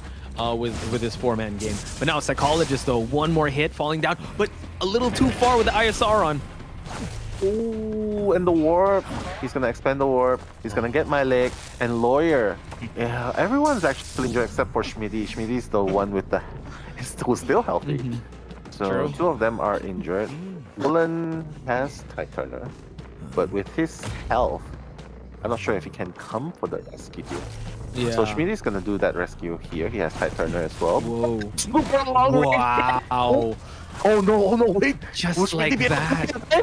I'm not sure. We have Eye of Sauron here for him to cut it off. God. And Roland is here too. And just like that, with one play, with 2 magnets, now everyone from RVL is actually injured. So now Ling in a dominant position here for him to just camp out this Psychologist. We do see that Schmitty's going to try and opt for the rescue. He's able to get it. The Tide Turner is going to carry my leg to the 2nd floor. Beautiful. The distraction coming in, the misdirection by the first officer, allowing Schmitty to come and rescue. And look, my leg is running as fast as his legs can take him, but the stun is gonna put a stop to it. But wait a minute, the shared charge again. So now the last Cypher is actually moving at 70%. Oh my leg actually adding so much mileage away from him and the Hunter. And Ling opting to actually change targets to Roland, who's pushing that last Cypher. But you know what? These last Cyphers are all connected. Roland forced to use his pocket watch here to just establish that distance. This allows them, but the charge! Oh my god, he got it this time. Did they actually share it? No, they didn't. Okay, Roland's gonna go down. Everyone's injured. Look at Lawyer. Look at Lawyer. Even an ant could bring him down right now. An ant. And that's the thing. He's got a syringe. Oh, He was wow. able to heal up. So now he can tank a couple of hits if he shares it with someone. But now Yeah, Psychologist is very actually the one that does have wanted order. So it's going to be super important to see how they're going to play this one out. Psychologist is healing, actually using the whistle to heal up the Acrobat. So Schmitty might have to play Rescuer once again as they try to push for this last Cypher. Eye of Sauron just to try and close the distance. He has not seen Schmitty yet. He's going to have to make this left to see if Schmitty is on the case, and it seems like he spotted him out. He spotted him out. Yeah, Schmitty's going in for the rescue, right? And while both of them are pushing the Cyphers, no, Psychologist is not pushing the Cypher. He's just staying away from the charge. Okay. Stall a little bit more? No, I'm not gonna stall. He knows. He needs to get that hit down right now. He needs to farm off Roland. But Schmitty was the target, right? Wait. No, not quite. No. In first place? No. Yeah, Okay. it's okay. They're doing a bit of a switcheroo here with the people on the rocket Nice, share. But nice. now the Cypher is ready. They're just gonna go for a pop. They want to just get 1 or 2 people out. They don't care because they know Ling is a problem here. And now using the warp to continue on the pursuit of these survivors. Roland getting caught out in the open, going back and forth here now. Oh my goodness. I think it's pretty much settled here. Like, because regardless, he's already used up his warp. He didn't get anyone inside. And this just shows, like, rival survivors, their rotations, their communications are top par. Like, look, both of them are on the other side. They don't care. They're just pushing the gate. Even if Ling goes towards the direction of problems and my leg, they're just gonna rotate away, and it allows Roland to go back and try and rescue Schmitty. Look at that. Yeah, the rotations are on point. Roland now actually trying to make that rescue happen, but when you do that, you're giving up away the execute. Unable to actually get that magnetism in, and now Schmitty is out and about. Tide Turner is in the air. They're now pushing both execute. Roland has to move on away here, but yeah, they can actually opt for the safe play, which is a 2-person escape. Roland now might be the sacrificial lamb. Oh. Yeah, it doesn't really matter. A lawyer's already at the gate. He can easily crawl out. They know Ling does not have warp or teleport. This is really, really hard. Ling will probably get Roland, but it doesn't really matter because rivals are doing way better this time, second time, right? Like, only 1 survivor down by the Hermit in Chinatown. Fool me once. Shame on you. Fool me twice. Strike 3. Strike. Nice. IDV term only. But can I just say, Turnabout. And secondly, he wants to slow down the pace of the survivors as well, because with this kind of lineup, he knowing them to best of 3. Super hard mission.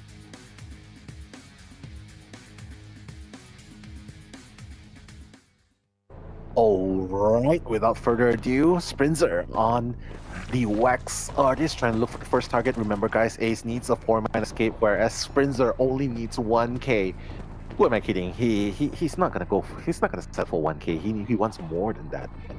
Setting a beeline for Pretzel. That's the patient that we're looking at. Still has 3 hooks to work with, and this is a really good terrain for him to rotate in, especially with the help of the hook. But Pretzel, oh my god, a little bit too close for comfort. Sprinzer's catching up, and Pretzel, is he gonna use that first hit? Missed us!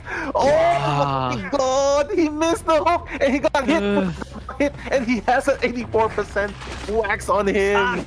And now he's able to get the freeze, and now the hit, and the down early on the first minute. Not even the first minute. Sprinzer meaning business here. Again, just one misstep, and he's able to actually capitalize on it. So, unfortunate start for Ace, but it's not how you start, it's how you finish. How will they try and counter this situation? But a warp to add more presence into the map. Yeah, Sprinzer's he's not gonna settle for 1k. He's gunning for the 4k. He's not even bothering to camp. You can see what happens here, right? Ole's pushing him away with the magnet, but Sprinzer closing in. Oh, Wax is gonna get pallet slam this time. But is someone going to rescue Father? Oh my gosh. The rescue's still gonna happen, but what timing! Sprints are able to actually come back and able to actually farm off a hit off the patient. Fathermilk was trying to block the small alley, but he did not. Sprinzer manages to, you know, slither his way through and got that hit onto him, and trying to hit first officer as well. But nah, he's not. He's just gonna go straight for Pretzel. He wants to give that pressure, you know what? Because he's not a really good. He just wants the action to for him. Yeah. If he chairs the patient now, he knows that the survivors are gonna come and make the action happen for him. Can I just say that's just very controlled aggression by him. I actually thought he was kind of like hunkering down just to go for that prospector, but yo, he practiced that discipline. He knew that the warp was still going to be there, and he's able to actually stop and farm off a hit. So he's still being very calculated in this, really defending the territory here. And now it seems like Lace is in the mix. That means there's 2 people that are here that are not decoding now, and it seems like they're able to get the rescue. Hang on, they're blocking him. Yeah, if one is not enough to block, get 2. 2 for the price of 1. Yeah, 2 for the price of 1. But Pretzel already jumping down. Sprinzer following the blood trails. Pretzel still going back. At this point, they might as well be playing Tarot. You know what I mean? Like 2 Keep the survivors. king alive. Just yeah, keep the king alive. Because if that one king is down, there's no point in it anymore, right?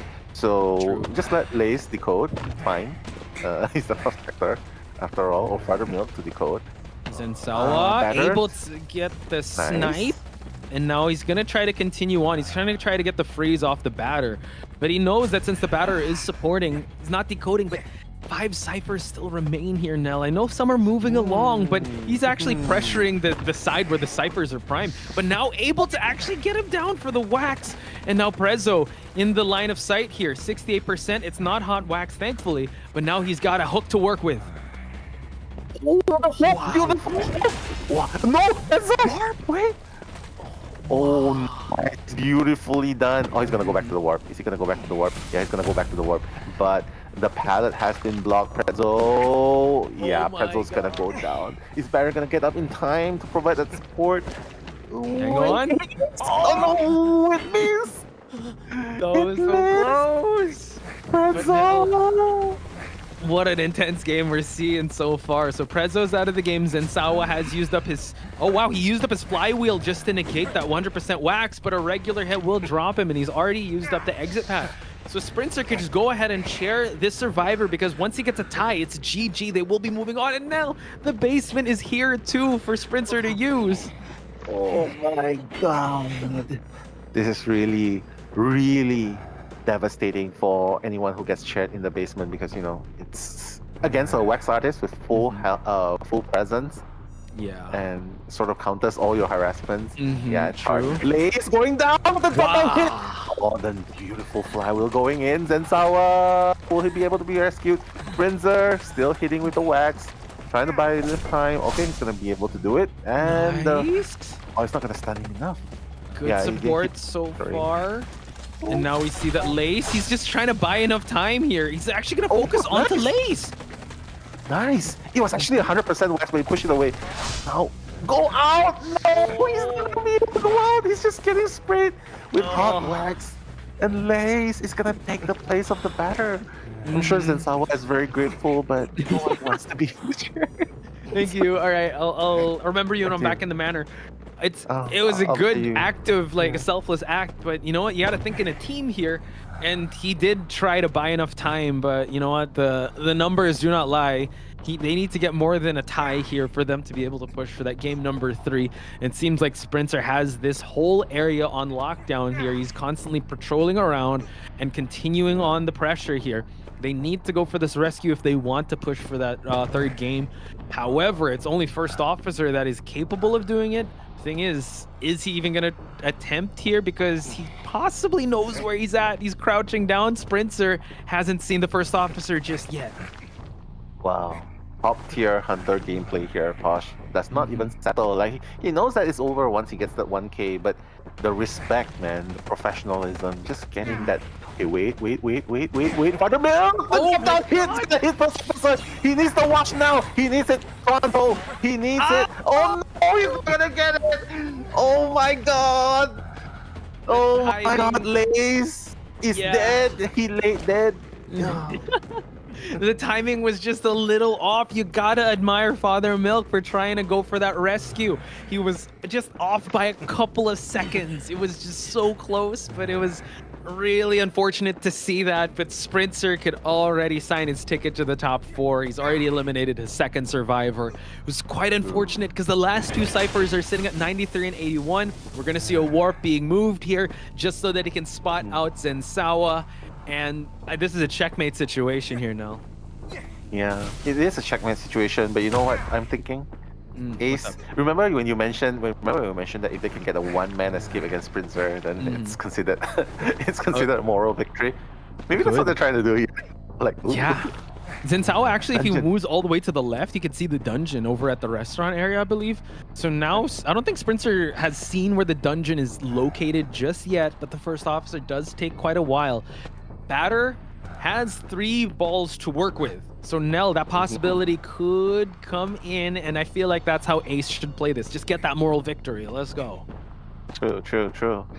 Unless if Sprinter has something to do against it, because this is where things backfired for Ace, right? First officer takes so long. He sits so long on the chair. Oh, he misses the ball. Zensawa, another side step! Oh, flywheel! Oh my gosh, Sprinter. Just as Father Milk has expired, but congratulations to rival esports from the league, Schmidi. I How about agree. you?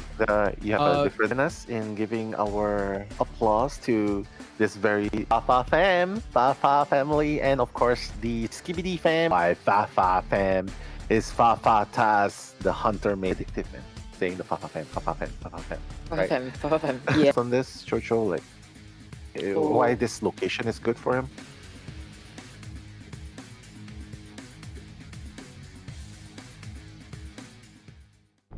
All right, this is Posh. Nice, I'm just kidding. It's Papa making the beeline for the raw fish. I don't know. I think he just wants to cook that raw fish right there, right? So he's just rotating towards where he is right now. So the mercenary, surprising choice to go for the mercenary first. Yeah, probably the strategy is just to, waste the elbow pads, or just get rid of the rescuers, right? Because if the rescuers are gone, then it's going to be super hard. Second elbow pad being used. Wow, burning through the elbow pads like I'm burning through fuel for my car. So, pretty good so far. But the first hits can register, so that's one more pad. Someone's actually decoding at the graveyard, so Nato might want to rotate away. I mean, it's kind of sticky right now. We do see that the hunter is making a beeline still for that mercenary. It seems like he doesn't just want to waste his items, but also at the same time get him down to that chair as well. So Rawfish still able to kite it out quite some time here. He still has another elbow pad, and Nato has successfully retracted away from that area and able to successfully use that elbow pad to get out of that very sticky situation he was in, surviving one more time and forcing out the blink too. So I think this is rather, I would say, successful kite, but interrupting so many of his, one of his teammates Cypher for so long really hindered the Cypher progress. That's very true. Like the ciphers are not even popped yet, and you burn through 3 elbow pads, and you got hit 3 times. Was it 3 times? 2 times. So I don't know, man. Should they sell Mercenary at this point, Jojo? Because he has nothing to rebound kite. Maybe rescue once, then sell? I think rescue once and sell. I think that would be the best idea here. You don't really want to just leave the person here and let the opera singer just freely hit out and get free hits everywhere. So 7 will be coming for this potential first rescue. In the meantime, we do see a little bit of that. Mine not even to rescue before half. Nice skin, by the way. Where's the Bavarian?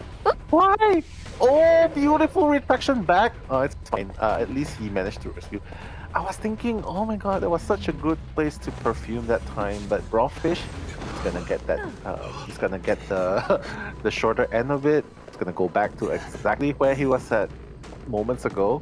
Nothing he could have done there, right? No elbow pads, no nothing. Couldn't do anything. And Perfumer needs some healing assistance as well. Savi's around the vicinity. Could come for the rescue if she wants to, but at this point, at this rate, ciphers are really not enough, Chocho. I mean, what's the game plan here if you're MST? Rescue? Heal first? Sacrifice? Sacrifice and play the long game. Try to hide away. But the thing is that the 2 of them are healing at graveyard. The moment Fafa hits to the graveyard, that Tinnitus is... The Tinnitus actually right now is really being propped up already. So Fafa, he will easily find these 2 survivors.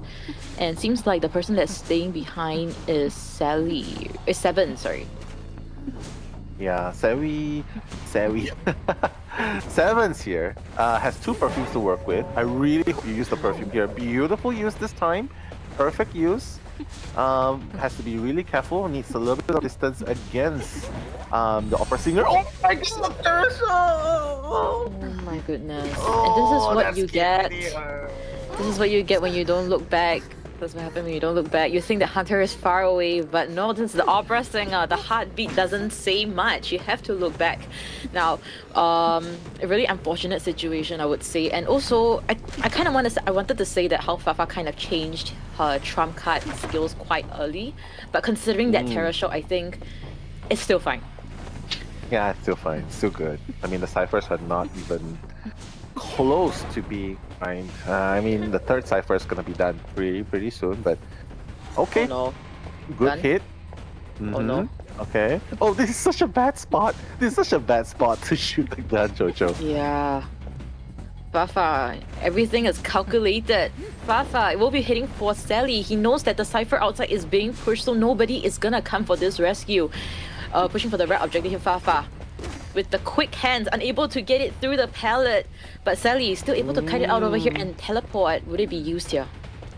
Wow. Fafa, fast and furious coming in. Furiosa! The gun has been expanded. Like that beautiful shot, straight shot right into Fafa. But the stun doesn't feel that long, don't you think, Jojo? It's like, boom. 1.5 seconds later, you're up and running again. I'm not too sure. Maybe he brought a trade that kind of reduced the amount of time taken. Nice! Oh, jukes. Wow. Sewi looking like Steve Curry right there. I don't know, man. Sidestepping left and right. But at this point, Chocho, MSC has lost Rawfish, has lost 7, and Sewi's on the floor. Nato has a lot of bomb to work with, but 2 ciphers are untouched. Oh, beautiful bounce right there. Trying to kite Fafa a little bit longer. I don't know, man. If Nato can extend the kite here long enough for Nathan to finish the ciphers, that'll be really good. But that first hit's gonna register. The bomb probably not gonna be up for use very soon. Nato's to try more time. Sawi's up. Find item first or decode. I don't know. Seems to be Nato will be seeing the ground for the first time, and our coordinator has really expanded herself here. Trying to slow walk over there so that there isn't any footprints, but there's still the tinnitus the moment Fafa gets near. So it's just a matter of time before Fafa actually finds coordinator. And seems like the blood trace has been seen. Oh no. Yeah, it's been seen. And coordinator, Sawi doesn't even have time to find anything. Okay, teleport back, trying to find Sawi again. Sawi going through the window again, but no! Yeah, just deciding to hug the wall. Has lost his exit path. Fafa's gonna teleport straight away to the last place scene and it's gonna spot the blood trail almost immediately. So Fafa, yeah, all he has to do is down the acrobat one more time and it will look like a 4K. Oh, the fadeaway hit! I thought he was gonna go through that pallet for sure, but On there because you want to break the 3 pallet that happens in that side of the map. But the problem that happened was Rob. Armate, you get hit once, you use the heal, and then you have this. I hope Persica definitely pop off here and possibly return a 5-0 so we have a BO3. But this will be BO1 second half between MST versus Sync FFY. I'm Chocho. Joe will be Nello Mello. We'll bring you the live commentary of this match and Mercenary just got the first hit. I told you so! Fortune has already gotten the first hit. Oh, There's 2 more. LG. What? Oh my god, what was that? I don't know what's going on. I don't know. Leaps through the risky. Okay, this time he manages to avoid it. Good job, hiding behind the pallet. Still has 1 more pad to work with, but Fortune. He ate that hit!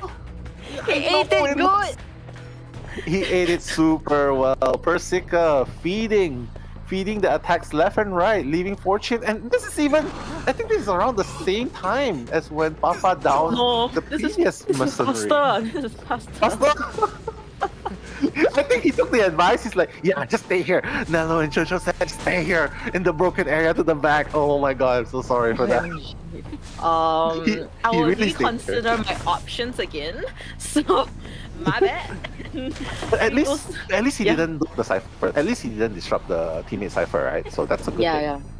Yeah. But the third cipher definitely hasn't gonna even leave him been there. touched at all. Like barely. Barely, yeah. But they're definitely gonna leave him there. Fortune. Oh no, they're gonna leave him. And because there's no tinnitus, Persica can, comfortably move away. And Xuan standing, giving, building up the bubble. Hit back. Yes. Go. One rescue. Go. Yeah, at least go Do for it, I don't Barmaid. think he can make it though. It might potentially be a terror shock if he falls this enough. Oh, He's not gonna go for the shock. Yeah, he's just gonna hit. He wants to go for it. Oh no! What was he doing? Fortune! He was just like thinking about his options and after he was rescued. No, I think it was probably like, yeah, I thought I told you guys not to save me. Why? It's sort of that kind of situation. I don't know, man. I don't know. So.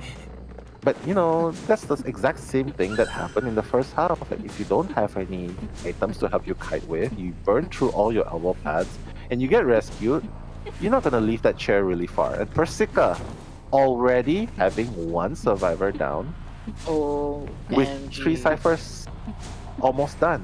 Like, I there's just 2 new realized. ciphers. Yeah. I realized something. Yeah. These survivors are do or die team because look at that personas. Oh my god, no more time at all! Wow. Yeah. Jinja? Yes. Oh my Jinja. god! Oh, they're seriously playing with fire here. They think they can. What? That was a reverse pellet slam. And he got that free hit. Flywheel used as well, but nothing. No good use out of that. And Persica was a little bit lost there, but still manages to find that blood trace. But we'll let the Seer off the hook for now. We'll be seeing Xuan over there with that shield. Oh my god, just break it through, oh my god. Yeah, I don't know how many oh my gods I'm gonna say here, but everyone's injured except for the mermaid. She has Dublin, but you can only do so much. Are you gonna go to your teammates to heal them and go back to your cipher, or are you just gonna focus on your cipher? Because right now, Xuan, the terror shock onto the gardener. Persica is on fire. So if you're a Skibidi fam, the hope is still up for MST because ciphers are not even close to being done. And now the basement as well, Jojo. The nightmare continues for FFY. Persica Wow. on a hot streak here. He definitely is, and there isn't any more tight turners except for the person that's on the chair. So whoever comes for this rescue, how are they even gonna make it out? Or at least two of them try to make it out. It's gonna take a miracle for this to work. And Cravings is still decoding that cipher at the back gauge. He's half health, he's got no bird. Flywheel being used there. And also the speed boost drink, I believe so. Yeah, oh, managing to rescue. Gardener's just gonna stand, providing that bubble, you know. He's like, yeah, hi, I'm here. You can hide behind me. Yeah, just keep going. Oh, the drop hit misses, but the barmaid is going to go down. At this point, it's just rinse and repeat. Whoever he gets injured is just gonna be sent back all the way down to the basement. But it looks like Persica has a different approach to this. Put him on top and go straight for the other survivors. Doesn't want to waste time there, Jojo. So, who's gonna even come for this rescue? The only possible person that can come for this rescue is Gardener, but it seems like Persica does not want to camp. He wants to pressure the ciphers, and it seems like Cravings will be the person that will be targeted here. Wow. If Craving goes down here, yeah, he goes down. It's gonna be super hard. And even if they manage to pop the cipher, Chocho, which is clearly not going to pop anytime soon, there's no borrowed time to help them, so I don't know what's the idea, the logic behind this. Because rather curious behavior, I would say. Yeah, even the personas, yeah. right? It kind of screams like one escape, I guess, because they don't really want to. I'm not too sure, honestly. They are playing like they've got nothing to lose, so I think they should reconsider their personas later. Yeah, Barman's gonna get hit right there. I think Shen should have definitely. And Shen decided to stay for a bit. He's like, yeah, are you gonna go straight to the barmaid? No, I'm just gonna hit you first. Yeah, just rotate around. And I don't know if Persica knows this, but none of them has borrowed time, right? Like what you mentioned. So I guess and one person has lost self-heals here. So in all fairness, they might be able to pull this off somehow, somewhere, but in less than 30 seconds, in around 30 seconds, Persica's gonna have his teleport up again and continue pressuring ciphers. And no one has borrowed time to heal up to full, and the speed boost, all of that is non-existent. So, and he's even halfway guarding here. So what can they do here, Jojo?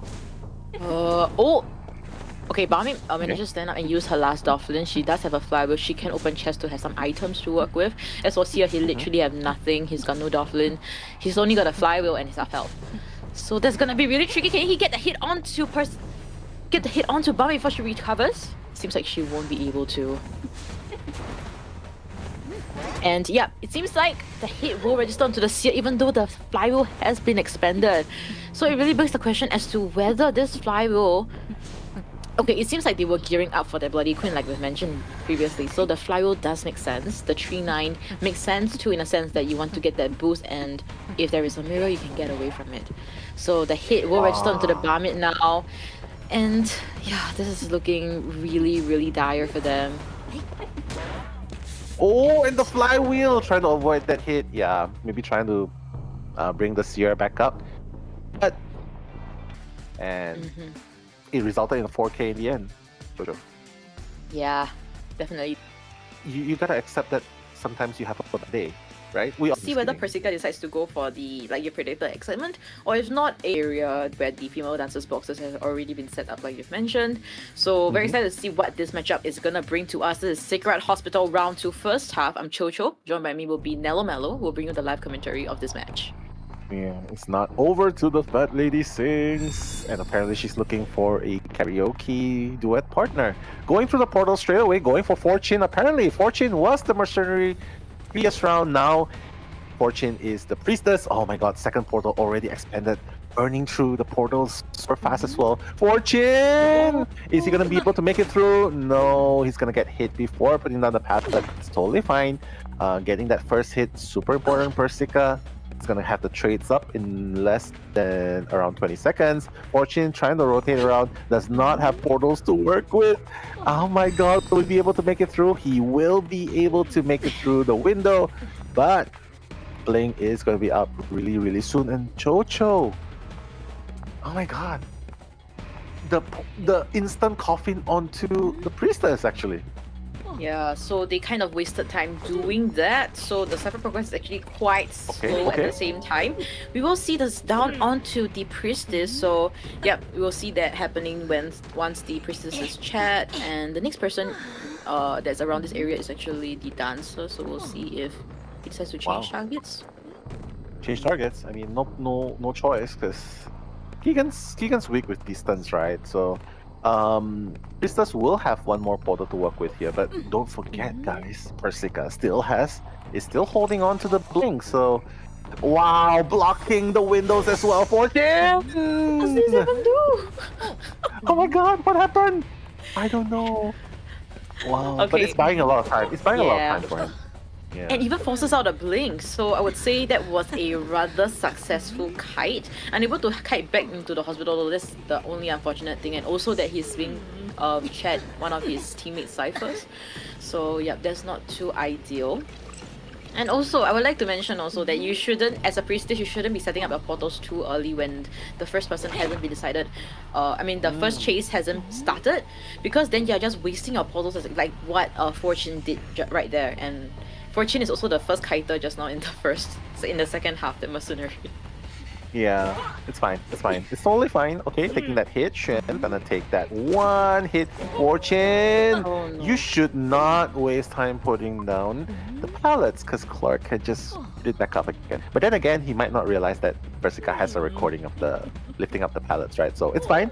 Fortune just needs to try and die far away as possible from every other teammates. And look, after all has been said and done, Chocho, almost 3 minutes and the cypher progress though. This is not a good sign for the survivors. This is okay. Embalmer already used up his coffin. Mercenary is half health, which they are healing up. And Female Dancer is the only one that's possibly decoding outside or running around right now. So I'm curious to see how they're gonna play the mid game. Especially when the hunter is full skill already. True, and then Mama does not even have borrowed time or a coffin to help himself anymore. Because if it was the Embalmer who actually helped and rescue in the first place, right, he might be able to get the coffin. Oh, another block! But it's fine. He has enough time to go through the window again, but yeah, I think it's just a matter of time before he falls. Cravings, trying to buy as much time as possible, but again, the Cypher management, as you can see, the charge attack is gonna miss! Just waiting. He probably tries to make him think that there's a blink. He still has a blink going on, so that he will double back. But nope, that's gonna happen. Craving, flying wheel. Wow, using it to drop. Oh wait, what? Using it to drop. That is so confusing. He started the pallet in front of the hunter, and the recording. He had a recording to pull it back up. So the hit still registers, and he manages to record the female dancer at the same time. There was a lot of multitasking from Persica. True. Persica. Wow, the multitasking goddess. But yeah, I mean, all of a sudden you can see that the ciphers are up to par now. I mean, they're still fighting. They're still fighting to get the ciphers popped. The rescue to happen. Oh, the pirouette, very, very short pirouette, but hey, doesn't matter. We'll be able to still rescue, but it's gonna take that hit on behalf of the Embalmer. Embalmer has one coffin to work with. Craving! Oh no!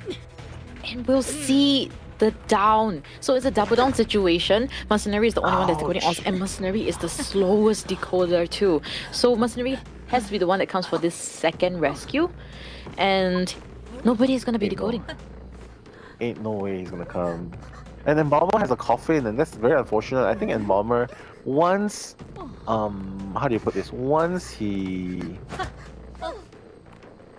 the female dancer got hit, right? First thing should be to put down the coffin first, then start running, because then he will be able to buy time.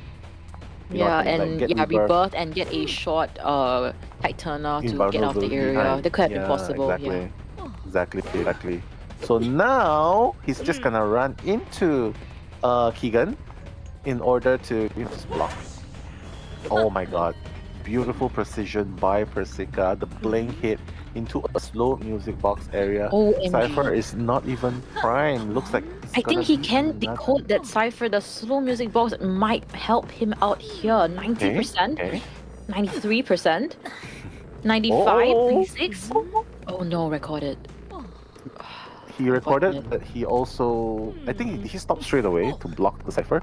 Oh, it's blocked. It's blocked. Yeah, I saw on the blocked, bottom yeah, left. He collected it back and the cipher was locked. So he was decoding when he recorded it. Unfortunate. Oh no, he's gonna reverse a little bit of the recording. It's at 97% now. Trying to run away. Yeah, it's best that you run away first. Let the mercenary stand up and probably pick up the pieces. At this point, if they can get a one-man out, I think that will be super helpful. That will be super helpful to Fafa in the next game. But for now, FFY on the brink of elimination.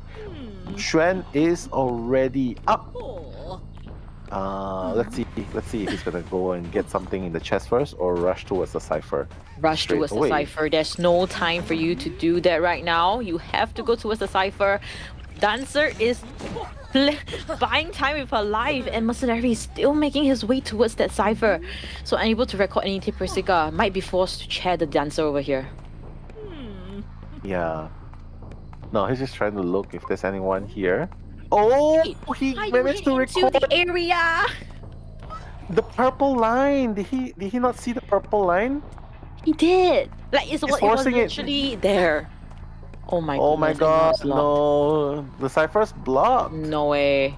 He needs to buy a little bit of Hey. time for it to open up. You get that hit, you force that cipher. That's the only way you can play this now. And the cipher went it's a little bit more. reverse! Reverse! It's not gonna happen and he ran away! It's not gonna happen! And no more exit pass on both of them! They're just gonna surrender. Persica Clark 4K in hospital! Chocho! If they do win, I guess we could potentially see I'm one so of sorry, them. I apologize. I'll make a fake step, go towards the hospital. It's because Singer is really far away. Maybe he can make the rotation even further away, right? Rawfish could make the rotations away. Sawi is in the 2-floor hospital, pretty safe. But hey, bringing the commentaries is me, Nello, and Chocho. Chocho, bring it away. OMG, he's not going for oh, okay, sorry. He will be going for the aggro, but I thought he was like making a beeline. Huh? A free hit Did you just not like see it? that onto Nato. So yeah, unable to see where the hunter was heading towards, had no red light, just had the heartbeat, and suddenly Fafa was just in front of the aggro bat. Now Nato trying to cut it out here, still has 3 balls to work with, and the cheers, I think it's coming in. So he will have a little bit of speed boost. The portals also being set up Wow. by Sally. So good job. Nice. That's how you do the portals. And Nato. Oh, okay. Here's what I think. Oh, and another portal up to the 2nd floor. Oh god. This is really, really good. Sawi is even nearby to provide support. But while all of this is going on, Chocho, Cyphers are not moving. They're prioritizing the acrobat's survival. Let's hope that it doesn't turn up into an over-supporting situation. I hope not. Now Priestess Cyphers is quite slow with that 2 support portals. So Acrobat's still trying to cut it out here, but Sally Cypher is also being interrupted. Nato will be seeing the down for the first time. And I believe he only used 1 ball out of the 3. Of the 3, exactly. And if he cuts for 60 seconds, he'll get another red bomb. So Nato definitely should come for the rescue. People should definitely come for the rescue for Nato. Can see that there's Tinnitus being procced. That's Rawfish Mercenary going on. 2nd Cypher is going to be popped pretty soon. Yeah, looks like it's an upgrade of the situation from the first game, Chocho. Now Rawfish will be having this mind game situation with the hunter. The line is quite close and will be able to get a very safe rescue, Rawfish. Now Nato will try to cut it out. Will be able to hold on to that ball still. Red bomb being used. He still has the black one. So he should be able to sustain a little bit longer here. He uses his 3-9 broken windows build to get that speed boost into that 3 palleted area. And Priest and Mercenary should be healing up with that help me prompt as well. Wow. And that's the thing, you see, he's trying to use distance to win, but honestly, just now, as long as Fafa did not break the pallet, I feel like he could have just keep rotating there until he breaks the pallet, right? Don't you think? But yeah, now Nato's going to be on the chair for the second time. And mind you though, like it's almost 3 minutes and only 2 ciphers have been done. Technically, the 4th and 5th are not even... I only touched just a little bit. Just a little bit there. Barely there.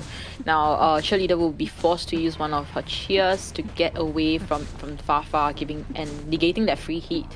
So nobody will be coming for this rescue, it seems, and we'll see the last three survivors try to kite it out.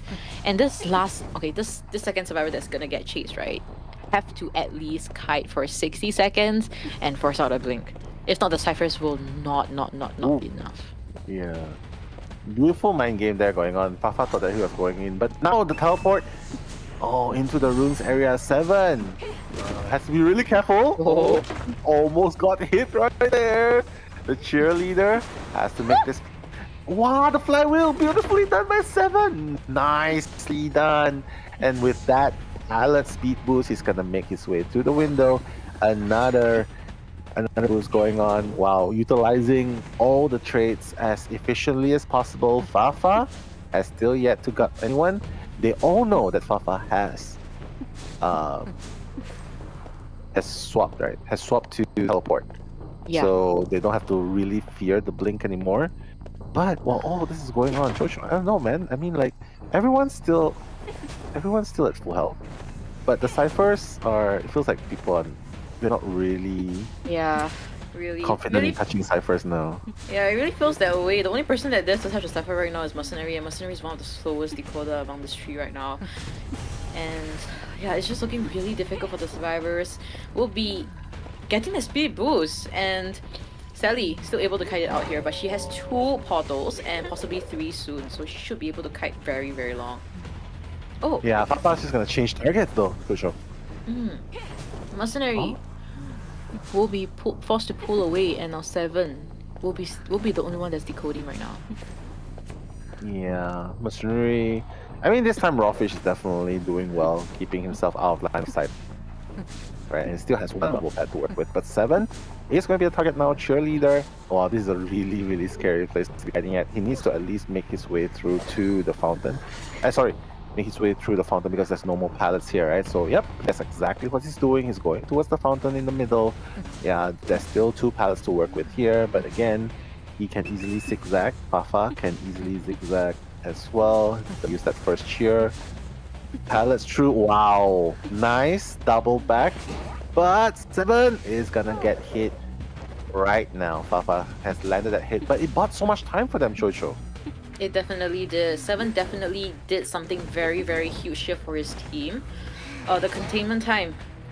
And unfortunately, the second flywheel did not work, but I really think... Oh! And since the long portal has been connected, they tried to heal up, which they successfully do. But Fafa will be eliminating that long portal first and pressuring Rawfish to use his... I think he used his elbow pad, yeah. Oh, yep, and we'll be seeing 7 onto the chair now, and we'll be chairing the survivor near the one of the last ciphers. So, either Mercenary or Priest can come for this rescue, but we see that Rawfish is actually squatting down over there already, so the Mercenary will be coming for the first rescue.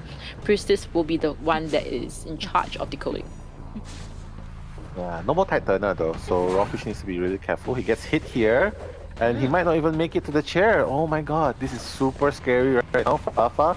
The preemptive teleport, getting Rawfish the second time, and this might be a double down situation, Chocho. 7 is going to use his... Wait, okay. He's going to use the cheer pretty soon. Oh my god, hit through the window, Chocho! And 2 of them are down for the count, but the last I thought, 100%. Yeah, and over there, I think the saving grace here is that Fafa does not have any more trump card, so he can't like abnormal this cipher. Priestess that's coming over, she has 3 portals, so I wonder how she's gonna set up and come for this rescue and potentially force this cipher, this 90% cipher to 100, popping the cipher. So Sally, Sewi! Sewi! It's a very sticky situation. He's trying to use the mercenary for that free balloon hit, but yeah, Sally's saying it's not happening. We'll be eating a hit and rescuing the person that's on the chair. Mercenary eating that. Why? Will be self-healing, forcing that cipher. Terror shock happening. Okay, that's the idea. 98. Forcing? What? No, cannot rescue. Because the attack recovery is too soon. I like the idea, but maybe you should have just stood up as soon as as soon as the priestess went for the rescue. Maybe a little bit further. I like the mind games going on there, the preemptive stand. Okay, let's see what happens. Alright, 7 need to get away because he's on his last legs already. The two of them are forcing that 99% cipher. One touch and it will pop. Cheerleader should head away from this gate. She shouldn't even be near here. Yeah, cheerleader shouldn't. But it's looking good for MST so far. 3 survivors are still alive after the cipher has been popped. Priestess has 2 more portals to work with, so Fafa choosing to go after the priestess here might not be the best choice. Sewi going through the portals again. Wow, buying so much time. Feels like he might even be able to get a draw here. But they're not opening the gates. Sally, she's bought out so much time for them, but nobody touched the gates. All of them are just running around once again like headless chickens. And now 7 will be seeing Fafa over here. Will she be down here, or if not, able to kite it out such that Priestess could stand up and run towards the back gate? She can't use her long portal because she doesn't have any portals to work with. Yeah, I think it's still okay. I think 7 will be able to kite this out as well. This is also a pretty good place to kite, right? So 7! Wow. 7 has 2 fear skills. Oh my god, Fafa getting getting a little bit impatient. Go 7. 7! Oh no. Alright. That's enough. Yeah. That's enough. That's very enough. You did well, my friend. You did well. And 7 is gonna be the martyr. Nato and 7 are gonna be the martyr, which allows Terry and Rawfish. Wow, what a turn of events. Rawfish was the first to go back to the manor last game, and now he's alive. He's alive. Yeah, I mean MST survivors are the first to break the four. It's a really strong kiting place, right? Yeah, kind of weird. It was very strong, but there was Yeah, actually they cannot play a second half. E4 station. If it's tempted, probably, but if it's not.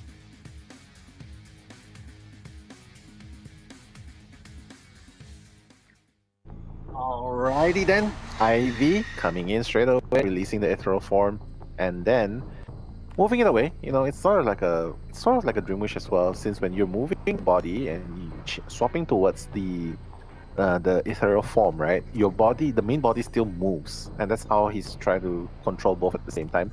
He even bypasses the acrobat all the way. I think he's moving straight away for the toy merchant, huh?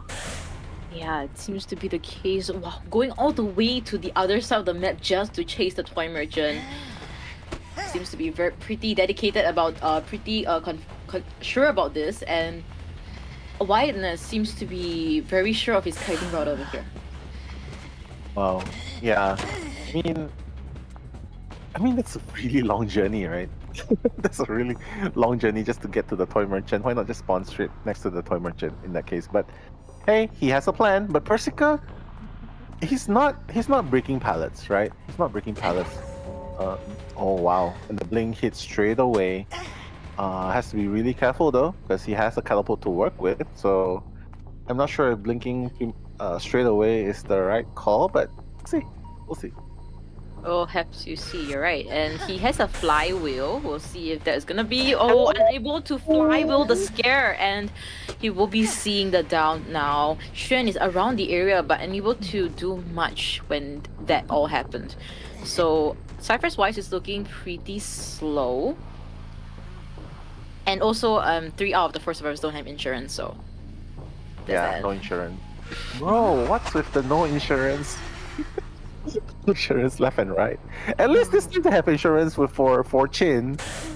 He's the only one with borrowed time, unfortunately. But hey, while all of this is going on, Toy Merchant has been rescued. Mercenary has been whacked once. Toy Merchant running, trying to get the distance away. from Ivy, but as you all know, Ivy's really good at catching up, especially the teleport. Okay. It's not quite there yet. The scare's not gonna bring him back yet. Toy Merchant running towards the catapult. Oh, it got cancelled! Oh no! Well, he was trying to use the catapult, it got cancelled. And this is why he's so good at interrupting. Ivy is so good at interrupting interactions. Wow. Toy Merchant down. Second time already. And Cypher's not even done. Yeah, but the two out of we just got the second cipher popped, and the third one is actually quite close to popping as well. And the last ciphers have progressed on it, so definitely I do see a chance in them playing it out. And this is a very big map, so if the Ivy works similarly with the Dream Witch, huge maps are actually not the ideal thing for Ivy over here. But seems like they're gonna go for this rescue mercenary, half health, able to get it. Yeah. Yeah, he's farming off. He's farming off. Oh my god. Fortune? Get out of here. Don't look back. Just go. Oh my god. Oh no. Oh my god. Oh my god. Masterful swaps there. And Fortune's gonna go down. This is the play. This is the play. My goodness. Fortune's already in the ground. The last two ciphers are pretty okay, but remember guys, if they don't get two survivors out, it's not even gonna be a second half. Yeah, so... Jessica just needs two more. Mercenary's already on the ground. She can definitely do the middle to far camping here. And that's the tombstone for him to teleport straight away to where Cravings is doing the cipher. I know man, Chocho, it looks really hard here. So close yet so far. Both ciphers at 70%. Now Cravings is making a rotation away from that cipher where there is a possible shadow over there. Yeah, we do see that there is a stone, a floating stone over there. So Magician will be able to get a very safe rescue. Is he able to get out of the area so he doesn't get the scare? It seems like he will not and get that hit. Oh. Unable to fly out of the area too, so really unfortunate for Shen. Yeah, it's okay. Just get him. Just let the mercenary just check and then hit the mercenary first. He's trying to look for the mercenary now. Because right now, 4 ciphers have been done, Chocho. That's why it's at 70%. But mind you, there's a tombstone there. Oh no, he found the mercenary! This is really bad. Mercenary has no more pets to work with and 99%! What? Oh my... No! Oh my god! So masterful! Persica! No way. Persica is slaying so hard. My goodness, the blink into the 99% scare, and once he got hit, there wasn't even time for Fortune to go and rescue. But wait, he's leaving the mercenary on the floor. They can pop. He can rescue. Why? Well, unfortunately, that did not happen as planned. Now, Acrobat will be the sole runner in this map. Doesn't have 3, but it doesn't matter because he has a flywheel, he has balls to work with. We shouldn't be seeing instant down, and Cravings can tell that the hunter is nearby. Mercenary has not yet expanded his self-heal, so there is a chance. Oh my god! Oh no. Unable to do that reaction. And we will be seeing... Where is Persica? Who is Persica? Remember that? Once again to Mistletoe, Team MST. For second hunter of MST, unfortunately we didn't manage to see Santi Devil. I mean, could you just go through today's result while I take some time to think about it?